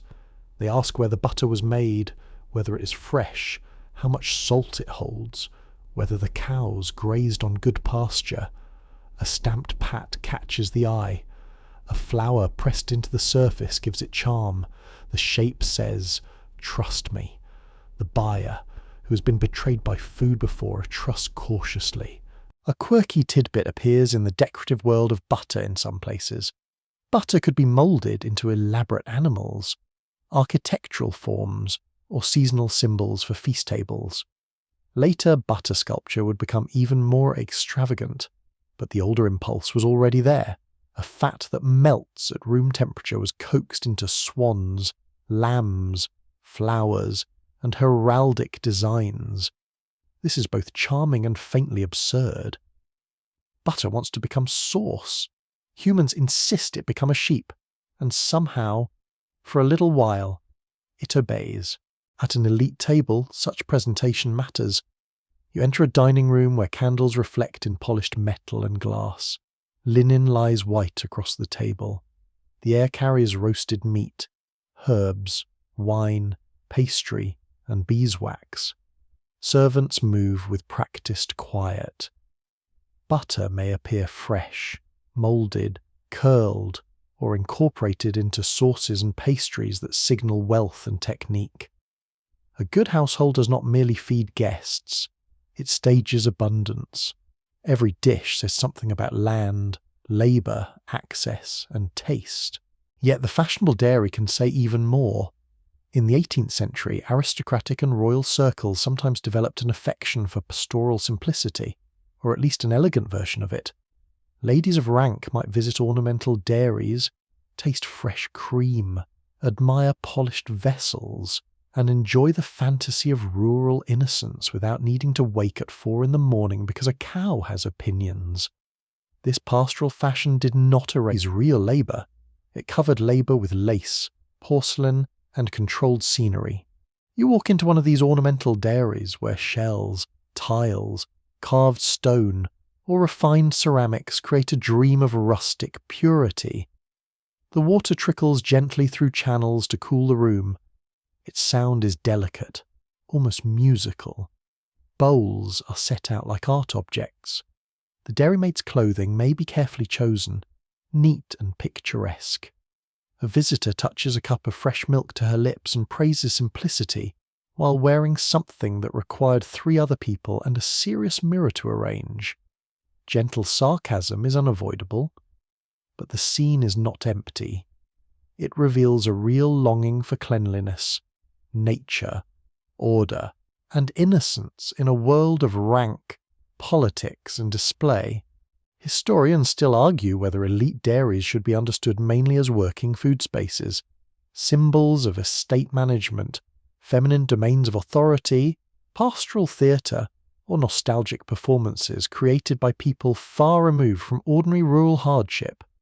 The answer shifts by place and household. Some dairies produce substantial amounts of food, some were showpieces, many were both. A grand estate could turn labour into spectacle without stopping the labour. Butter could be useful in the kitchen and beautiful in the parlour at the same time. You notice the people who make the elegance possible.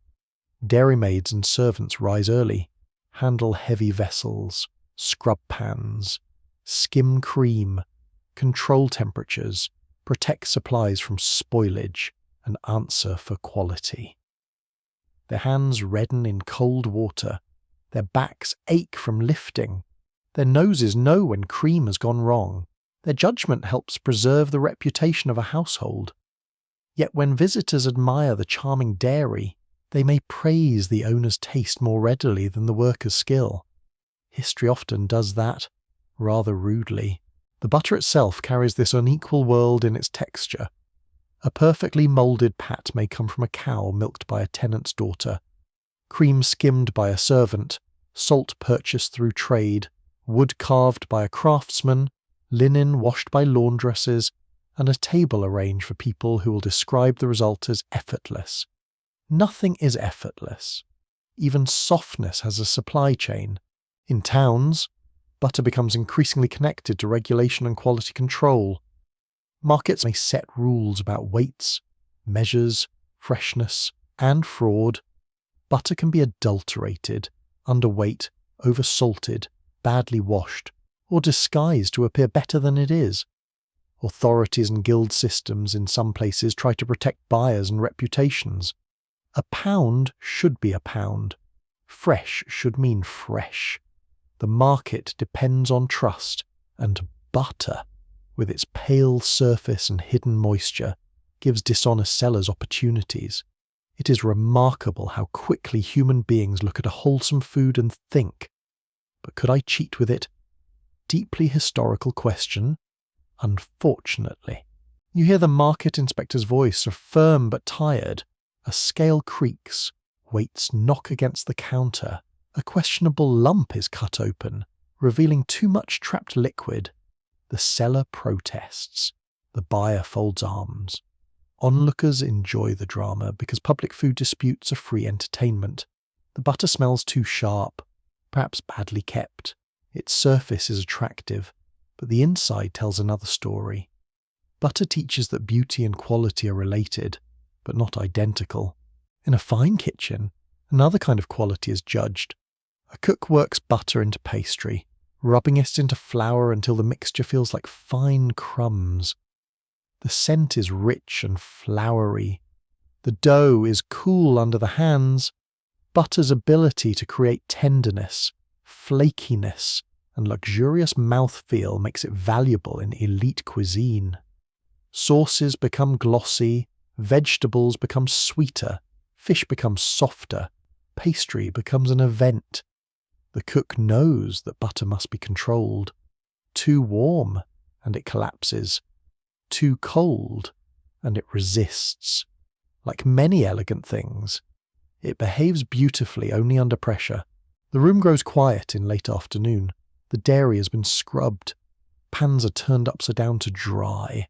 The floor is damp and shining. Outside, cattle move toward evening pasture, their hooves dull on the lane.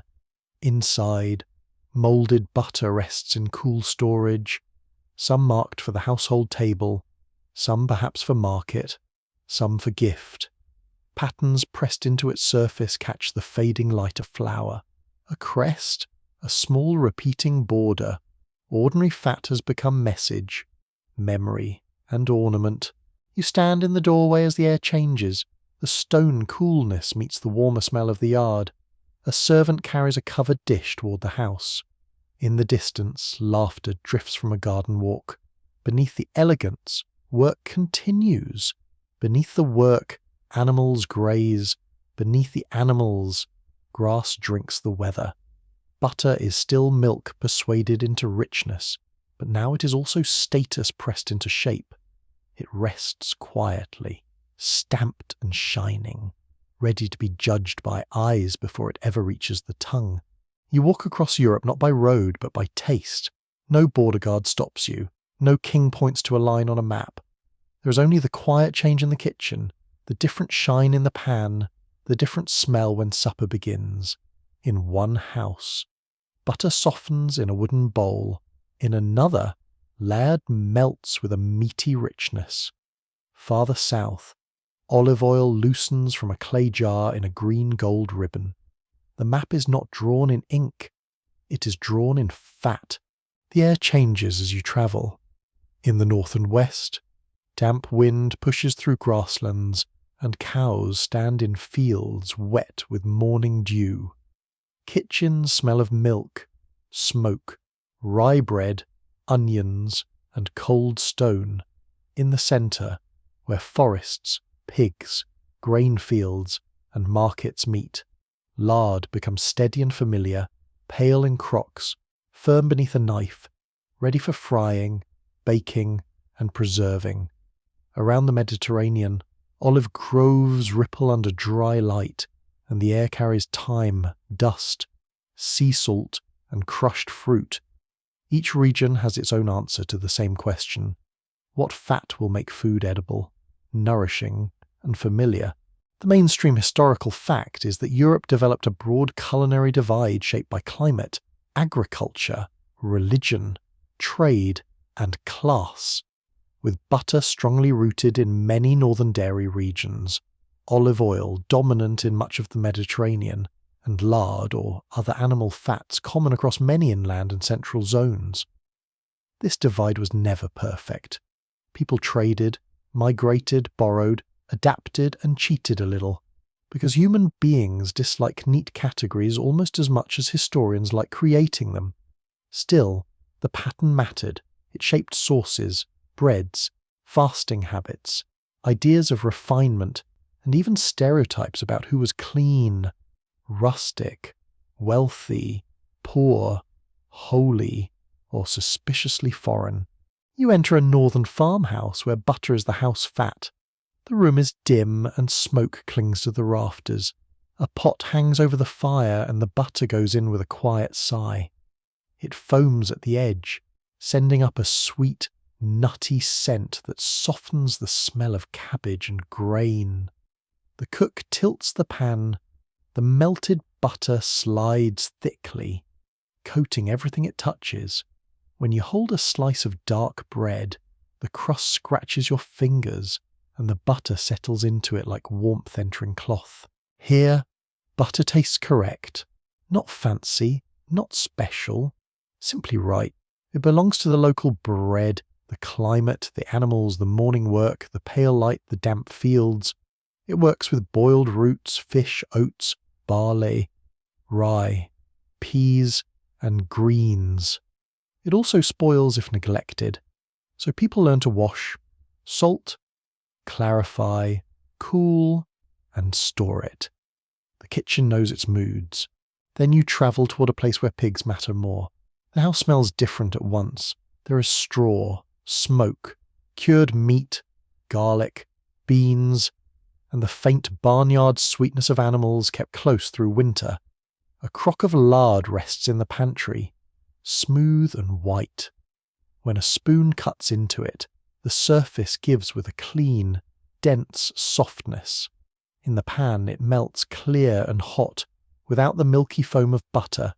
It can fry dough, brown onions, enrich beans, seal cooked meat, and turn poor scraps into something satisfying. It is a fat of thrift and strength. Lard has its own dignity, though polite elites did not always grant it. It comes from the pig, an animal that converts leftovers, acorns, mast, roots, and farm waste into meat and fat with impressive determination.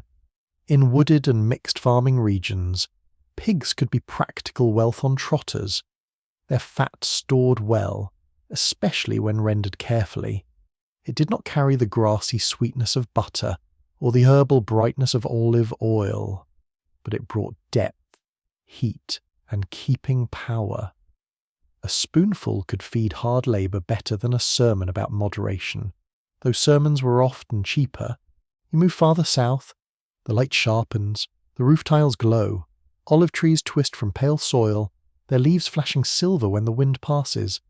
In a courtyard kitchen, a woman tips a jug, and oil streams into a shallow pan with a soft glug.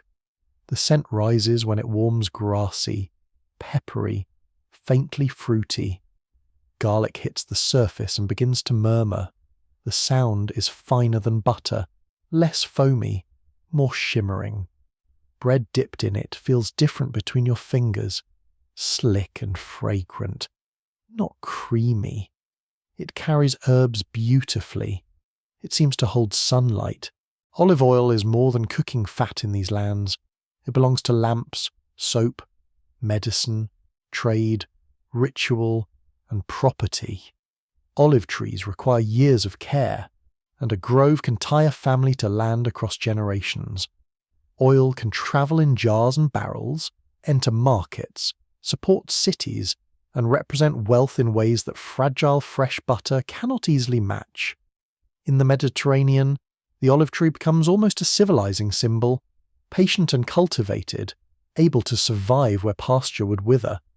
You can see why people are proud of it. The tree looks as if it has been giving advice to empires and finding them all slightly disappointing. Yet the divide is not only about climate, it is also about faith. Fasting rules made animal fats more complicated in many Christian communities, while olive oil could be permitted in some contexts and restricted in others, depending on time, region, and rule. Jewish and Islamic dietary laws also shaped fat choices, especially where pork fat was forbidden, and olive oil or other fats became important alternatives. In mixed cities, markets had to serve different bodies under different rules. A butcher's fat, a dairy fat, and a tree fat could carry religious meaning before they ever reached a flame. You stand in a busy port where these worlds overlap. Bells ring from one quarter. A call to prayer may sound in another city under another sky. Merchants shout over barrels and sacks. Salt fish, cheese, olives, grain, spices, soap, and wool move through hands.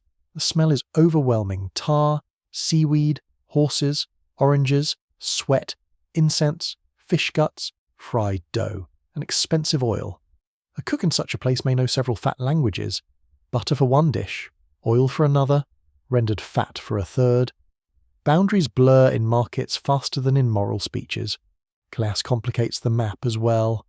The wealthy can import what the poor cannot. A noble table in a northern city might use olive oil for prestige or for fasting. A southern elite household might acquire butter as a novelty or medical substance. Urban cooks can choose differently from villagers.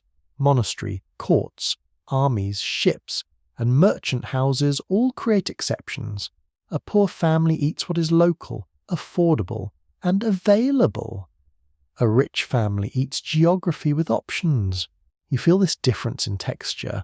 In a peasant kitchen, fat is used carefully. A finger scrapes the last smear from a bowl. A spoonful is saved for tomorrow. The pot must feed many. The smell of cooking is modest, but dear. In a great house, butter can be folded into pastry, oil poured more freely, lard used for frying in quantity. Fat becomes not only nourishment but abundance. Gloss on a sauce says power. A tender crust says land, labour, and money. A table rich in fat whispers that hunger has been pushed away from the door. At least for those seated inside. A quirky tidbit appears in old European food insults and stereotypes. People sometimes mocked neighbouring regions by the fats they used, as if a preference for butter, oil, or lard revealed moral character. Northerners could be painted as heavy butter eaters, Southerners as oil slick and over-perfumed, inland folk as greasy with pork. It is a very human silliness. Apparently, one of the easiest ways to misunderstand another culture is to sniff their frying pan and become dramatic about it. But stereotypes matter because they harden identity. A traveller tastes unfamiliar oil and calls it rancid. Another tastes strong butter and calls it barbarous. Another rejects pork fat for religious reasons and is judged by those who do not share the rule. Food becomes a shorthand for belonging. You are what you cook with, or at least what your neighbours accuse you of cooking with. Researchers still debate how sharply ordinary people experience this fat frontier, since surviving cookbooks, estate records, religious texts, and travel accounts often reflect literate urban or elite voices more than everyday practice. A cookbook may praise olive oil while a servant saves bacon fat in the corner. A moralist may condemn indulgence while villagers quietly adjust recipes to survive. A trader's account may make a region look fixed, when real kitchens were flexible, seasonal, and full of compromise. The divide was real, but it breathed. You pause in a mountain village where categories tangle. Cattle graze in high pastures, pigs root near woods, and oil arrives by mule at a price. In summer there may be butter, in winter preserved pork fat. On feast days, richer mixtures. On fast days, something else entirely. The cook does not care about making a clean map for future scholars. The cook cares that the onions do not burn. In another town, a baker rubs lard into dough because it makes a crust tender and durable. In a coastal house, fish is fried in oil, crisping at the edges. In a cold riverside city, butter thickens a sauce around eel or vegetables. Each fat shapes technique. Butter browns and foams, adding sweetness. Lard takes heat and gives flake. Olive oil carries aroma and shines through herbs. They are not interchangeable without changing the soul of a dish. You listen to the pans. Butter sings softly, bubbling through its milk solids. Lard hisses with steadier heat. Olive oil whispers first, then crackles when garlic or fish touches it. The sounds are small, but they are the music of regions. A child growing up with one of them learns comfort by ear before learning words for cuisine. The evening settles across the continent in many colours. In a northern house, butter melts into potatoes or grain. In a central village, lard glosses cabbage and beans. In a southern courtyard, olive oil catches lamplight as it is poured over bread. Each table feels ordinary to the people around it. Each seems strange to someone far away. The divide is not a wall. It is a slow gradient of weather. Animals, trees, rules, money, and memory. You stand at the invisible border and let the smells drift together: cream, pork, olive, smoke, garlic, hay, salt, and bread. Europe is not divided by fat alone, of course. It is divided by language, power, class, faith, land, and history. Yet in the kitchen, those large forces become touchable. They sit in crocks and jars. They melt under a spoon. They cling to fingers. They decide whether bread tastes grassy, meaty, or sunlit. And as night deepens, the map grows quiet. No argument is needed. The pans cool. The jars are covered. The crocks return to shadow. Across the old houses, each fat rests in its proper place, carrying a local truth so ordinary that no one has to say it aloud. You enter the 19th century through a factory gate and the air changes at once. The countryside does not vanish exactly, but it becomes surrounded by brick walls, iron rails, smokestacks, and the clatter of machines that do not care whether dawn feels peaceful. The ground trembles faintly under passing carts. Coal smoke lies in the streets with a bitter taste. Somewhere nearby, a steam whistle shrieks, and the sound cuts through morning like a very rude rooster with industrial backing. This is the age when fat becomes modern. You walk along a street where workers hurry in dark coats, boots striking wet pavement. The smell is dense and layered coal, horse manure, hot metal, yeast from bakeries, damp wool, frying food, river mud, and cheap soup simmering in crowded kitchens. Cities are growing, armies need feeding, wages are tight, bread is everywhere, but bread wants company. Butter is loved. Yes, but butter can be expensive, seasonal, and uneven in quality. For many households, a rich yellow spread remains desirable yet not always affordable. Appetite is steady, supply is not. One firm historical fact sits at the centre of this moment in 1869. The French chemist Hippolyte Megemuriès patented a butter substitute, developed in response to a French imperial search for a cheaper fat that could feed soldiers and ordinary people. The product became known as margarine. It was not born as a glamorous health food or a stylish lifestyle choice. It was born from pressure military provisioning, urban hunger, industrial chemistry, and the old problem of making plain bread less bleak. You step into a workshop where early margarine is being made. It is not the clean, brightly lit food laboratory you might imagine. The room is practical, humid, and full of odours that modern shoppers would probably describe as concerning.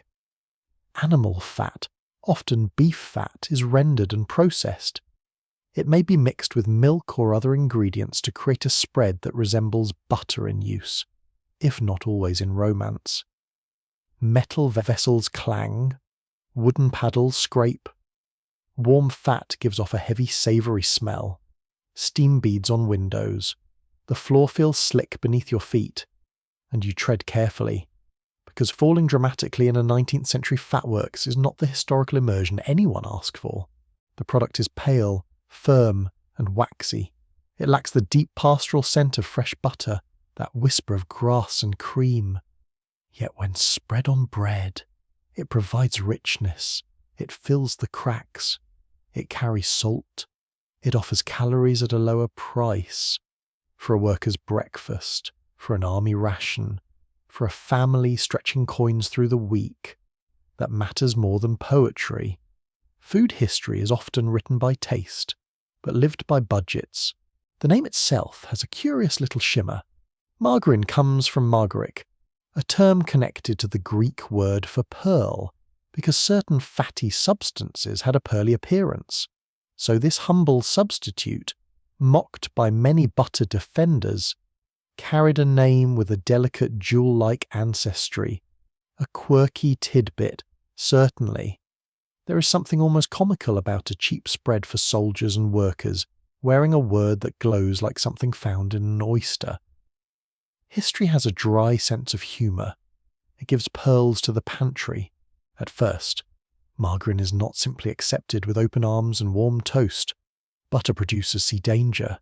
Dairy farmers, merchants, and local butter markets depend on trust, reputation, and the belief that butter is natural, wholesome, and superior. Margarine threatens that world. It can be made in large quantities. It can be cheaper. It can be coloured to look like butter. It can enter shops and confuse buyers.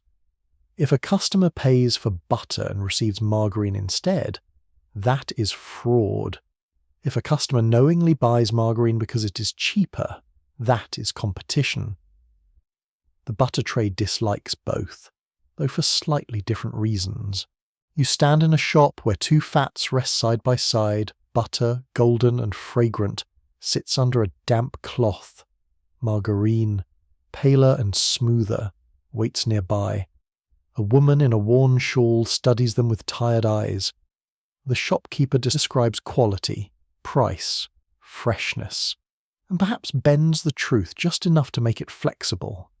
Outside, rain taps the window. Inside, the air smells of cheese, soap, flour, and lamp oil. The woman's fingers touch the coin in her pocket. Butter tastes better. Margarine costs less. Dinner has no interest in pride if pride cannot be spread. This choice unsettles class boundaries. Butter had long carried associations of dairy skill, rural abundance, and household comfort. Margarine carries the smell of industry, chemistry, substitution, and suspicion. For wealthier critics, it can seem artificial, low, even deceitful. For poorer families, it can be practical relief. A food can be mocked by those who do not need it, and welcomed by those who do. That is one of history's less charming patterns, right up there with uncomfortable shoes and people confidently explaining hunger from a well-fed chair. Governments begin to regulate.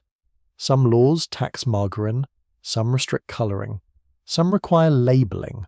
The concern is partly consumer protection, partly economic defence of dairy interests, partly cultural anxiety about imitation. Yellow colouring becomes especially controversial because colour is powerful. Butter's golden hue suggests pasture, cream, and quality.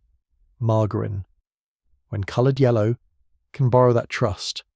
Leave it white, and it looks less appealing. Colour, apparently, is not just decoration. It is politics in a butter dish. You enter a legislative chamber in imagination. Papers rustle. Men debate fraud, farming, public health, trade, and the rights of consumers. Someone speaks solemnly about honest butter. Someone else speaks about feeding the poor. Behind the argument stand cows, factories, chemists, grocers, soldiers, workers, and breakfast tables. The atmosphere is dry with dust and ink, but the issue is wonderfully greasy. Laws about margarine show that modern food is not only made in kitchens, it is made in parliaments, courts, laboratories, and marketing departments. Those mysterious rooms where ordinary things acquire slogans and everyone pretends this is normal. Historians still argue whether opposition to margarine was driven more by genuine concern over adulteration and public health, by protection of dairy farmers, by class prejudice against cheap substitutes, or by a deeper cultural fear of industrial food replacing older rural trust. The answer is not neat. Margarine really could be used dishonestly. Dairy farmers really did face competition. Consumers really did need affordable fats. Industrial food really did change the relationship between buyer and maker. All of these truths can sit together, rather awkwardly, like strangers sharing a train carriage. Technology keeps changing the spread itself. Early margarine relies heavily on animal fats, but later production increasingly incorporates vegetable oils. Advances in refining, emulsifying, chilling, and eventually hydrogenation make margarine more stable, more spreadable and more consistent. Factories learn how to create texture, colour, and flavour on purpose. The old churn depended on cream and season. The margarine works depends on supply chains, machinery, chemistry, and scale. You feel that scale in a large production room. Belts move, fats churn, pipes hum. Workers monitor temperature and texture. The smell is no longer one simple scent, but a controlled blend warmed oil, milk, salt, clean metal, and faint chemical sharpness. The sound is continuous, mechanical, almost hypnotic. Instead of one household listening for butter to break in a wooden churn, many workers supervise a process designed to produce sameness. Sameness becomes valuable. The customer wants the spread to taste like yesterday's spread and tomorrow's spread. Modernity is partly the desire to be surprised less often by breakfast. Margarine also becomes a battlefield of advertising. Packages promise purity, economy, freshness, family care, and sometimes health. Butter responds with its own claims of nature, tradition, flavour, and authenticity. The two fats become characters in a domestic drama. Butter is the countryside in a wrapper. Margarine is modern efficiency on a plate. Of course, both are more complicated than their advertisements admit. Butter can come from large industrial dairies. Margarine can use ingredients from farms. But marketing prefers simple stories. Nuance is difficult to print attractively on a label. You walk into an urban kitchen around the turn of the 20th century. The room is small, warm, and crowded with useful things: a black iron stove, chipped cup, a breadboard, a kettle breathing steam. Children wait at the table. Their hands are scrubbed but already finding crumbs. A mother cuts bread in thick slices. The spread is not butter tonight. It is margarine, softened near the stove. The knife drags across the surface with a faint waxy resistance, then smooths it over the bread. The smell is mild, salty, less floral than butter, less complex, but welcome. A child bites in. The bread is warm enough to loosen the fat. The taste is simple. It is not luxury. It is not scandal. It is supper. For families like this, margarine's arrival is not the fall of civilization. It is a small easing of the household account. It allows fat where there might have been none.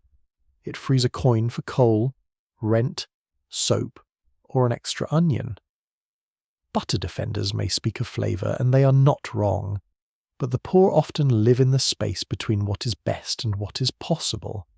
Margarine belongs to that space. Still, suspicion lingers. Some people dislike its artificiality. Some distrust factories. Some believe real butter carries moral and bodily strength that substitutes lack. Others become loyal to margarine because it is reliable and affordable. The breakfast table becomes a quiet referendum on industrial life. Do you trust the cow, or the chemist, the pasture, or the plant, the local dairy woman, or the factory brand? The answer depends on money, memory, taste, and what the shop has in stock on a wet Tuesday. By the 20th century, margarine has earned a permanent place in many European homes. though its reputation shifts from country to country and decade to decade. War, rationing, economic hardship, nutrition advice, and changing food science all affect its status. In moments of scarcity, substitutes become normal. In moments of prosperity, butter may return as a sign of comfort. The rivalry never fully disappears because it is not only about fat, it is about trust in progress, longing for rural life, fear of deception, and the stubborn human belief that the food of childhood tastes more honest than anything invented later. Evening settles over the industrial city. The factory windows glow. Trains breathe smoke along the tracks. In dairying villages, cows settle into straw and butter cools in crocks.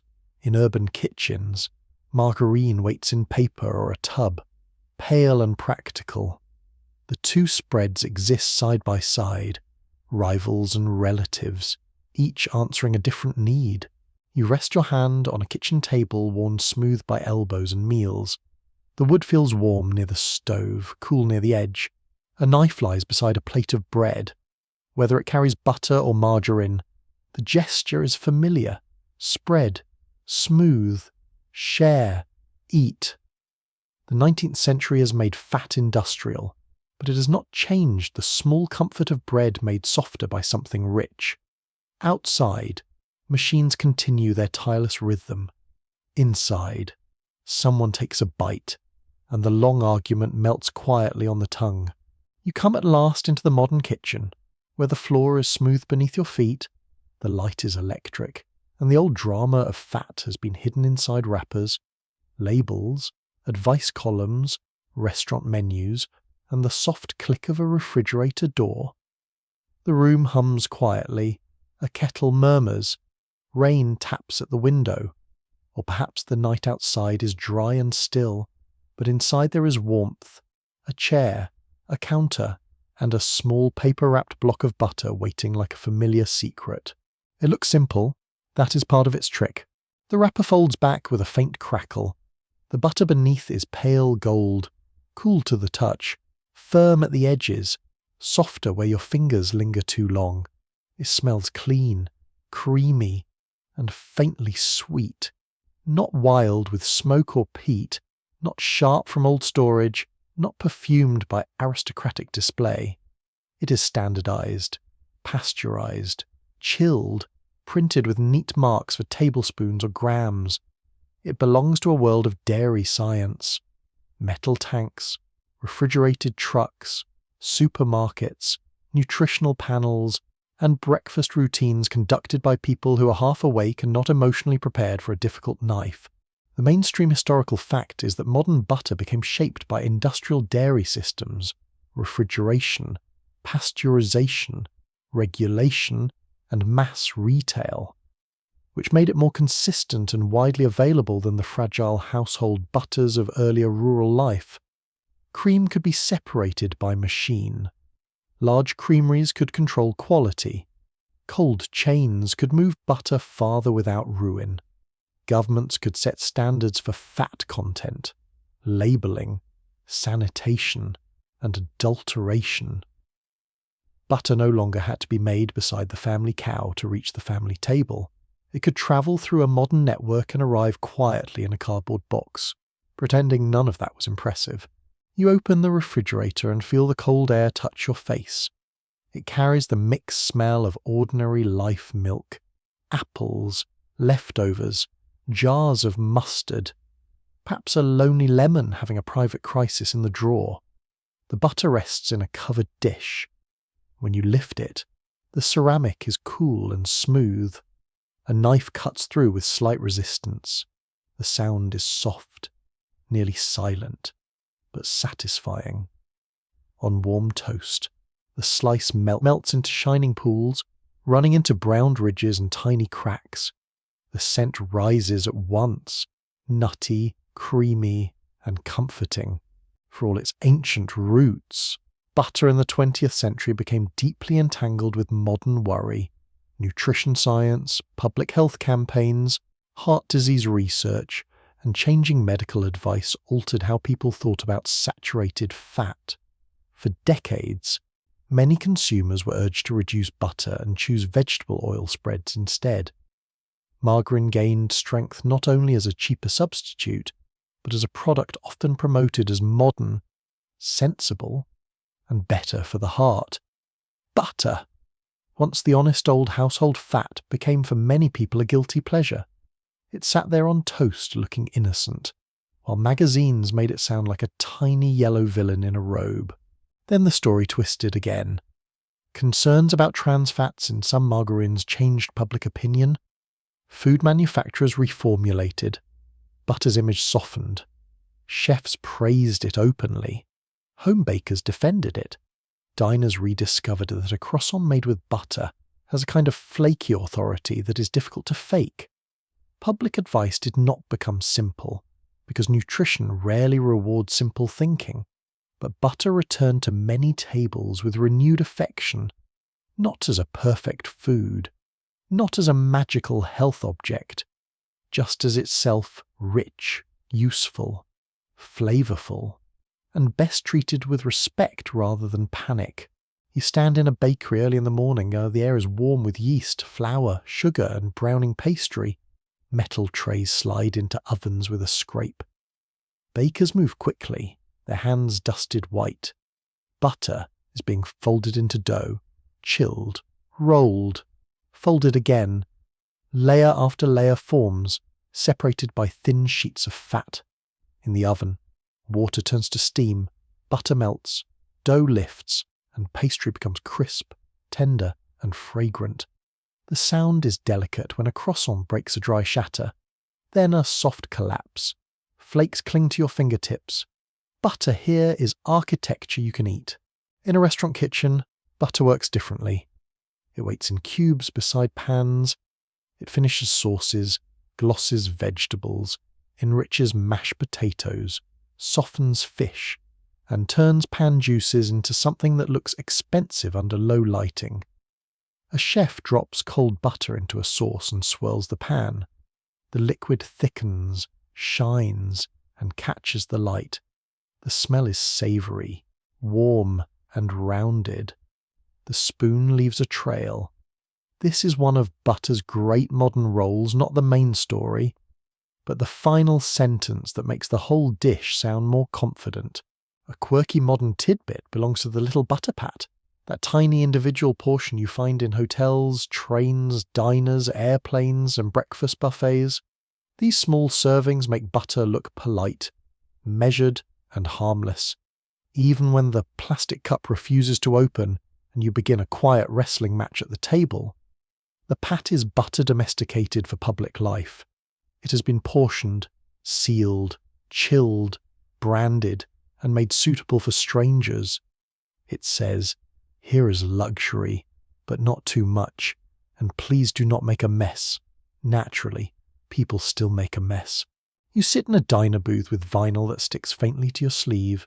Coffee steams in a thick mug. Plates clatter in the distance. A server moves past carrying toast, eggs, pancakes, and hash browns. Butter appears in little squares, melting on a stack of pancakes under a slow amber fall of syrup. The smell is warm sugar, coffee, griddle smoke, and salt. A fork presses down. The butter vanishes into the surface, leaving gloss and memory. Here it is not dividing Europe or funding towers or challenging theologians. It is breakfast, which is sometimes the more powerful institution. Yet even at breakfast, the old divisions have not fully disappeared. Regional habits continue. Some people prefer salted butter, others unsalted. Some swear by cultured butter with its slight tang. Some want grass-fed butter for colour and flavour. Some choose plant-based spreads for ethics, allergies, cost, or habit. Some avoid dairy entirely. Some bake only with butter and treat margarine as if it personally insulted their grandmother. The kitchen remains a place where identity sits quietly beside appetite. Contemporary scholars and food historians still debate whether butter's recent revival reflects better understanding of nutrition, Nostalgia for traditional foods, chef-driven fashion, distrust of industrial substitutes, or simply the enduring power of flavour? The answer, as usual, refuses to sit neatly. Butter carries memory. It also carries marketing. It carries real culinary function. It carries childhood toast, holiday baking, restaurant luxury, national food identities, and the comfort of a smell that seems older than the refrigerator holding it. You feel that memory in a home kitchen at night. The house is quiet. The day has loosened its grip. Perhaps there is only one lamp on, making a warm circle over the counter. You cut a slice of bread. It may be sourdough, sandwich bread, rye, a roll from yesterday, or whatever survived the household with dignity intact. The toaster ticks. Heating wires glow red. The bread lowers into warmth. For a moment, nothing happens. Then comes the smell, dry grain turning sweet, crust browning, the promise of edges. The toast rises with a small metallic snap. You take it carefully, hot against your fingertips. Butter meets the surface and begins to melt, slowly at first, then all at once. It runs into pores and gathers at the crust. You spread it to the corners, because civilization depends on such things. A corner without butter is not a tragedy, but it is certainly poor planning. Salt glints, steam rises. The first bite is crisp, then soft, then warm with fat. It is almost too ordinary to describe, and that is why it matters. Butter survives because it knows how to disappear into daily life. It can be a trade good, a symbol, a medical ointment, a fasting problem, an elite ornament, an industrial rival, a nutritional argument, or a chef's secret weapon. But most of the time, it is smaller than all that. It is what makes vegetables taste kinder. It is what helps a cake rise tenderly. It is what browns in a pan until it smells like hazelnuts. It is what waits on a table beside bread when someone says, "Eat something," or "Kerzes," and means, "Be well." The modern kitchen grows quieter. The refrigerator hum settles into the walls. The knife rests beside the dish. A few crumbs remain on the plate, outside. Traffic may pass, distant and softened by glass. Somewhere in the world, a farmer wakes early. Somewhere, cream is separated. Somewhere, a factory line wraps neat blocks. Somewhere, a baker folds dough. Somewhere, a child learns that butter on warm bread tastes like being cared for. You sit with the last piece of toast, feeling the warmth leave it slowly. The butter has melted completely now, leaving only shine and flavour. So much history has passed through this simple food, animals and weather, rules and loopholes, markets and machines, class and comfort, and still it ends here, in the hand, in the mouth, in the quiet kitchen, as soft as a small light at the end of the day. Now the room begins to fade around you. The plate is empty, the knife is still, and the cool butter dish is covered once more. The night gathers gently at the window, not pressing, only waiting. You breathe in the faint scent of toast, cream, and warm crumbs, and let it drift away. The old fields grow quiet, the market voices lower, the bells, the churns, the factory wheels, and the kitchen pans all soften into one slow murmur. There's nothing more to decide, nothing more to weigh or measure, only the memory of golden warmth, resting in the dark like a candle after its flame has gone. Your shoulders loosen, your thoughts become light. The story settles, smooth and calm, and the world turns softly in its sleep.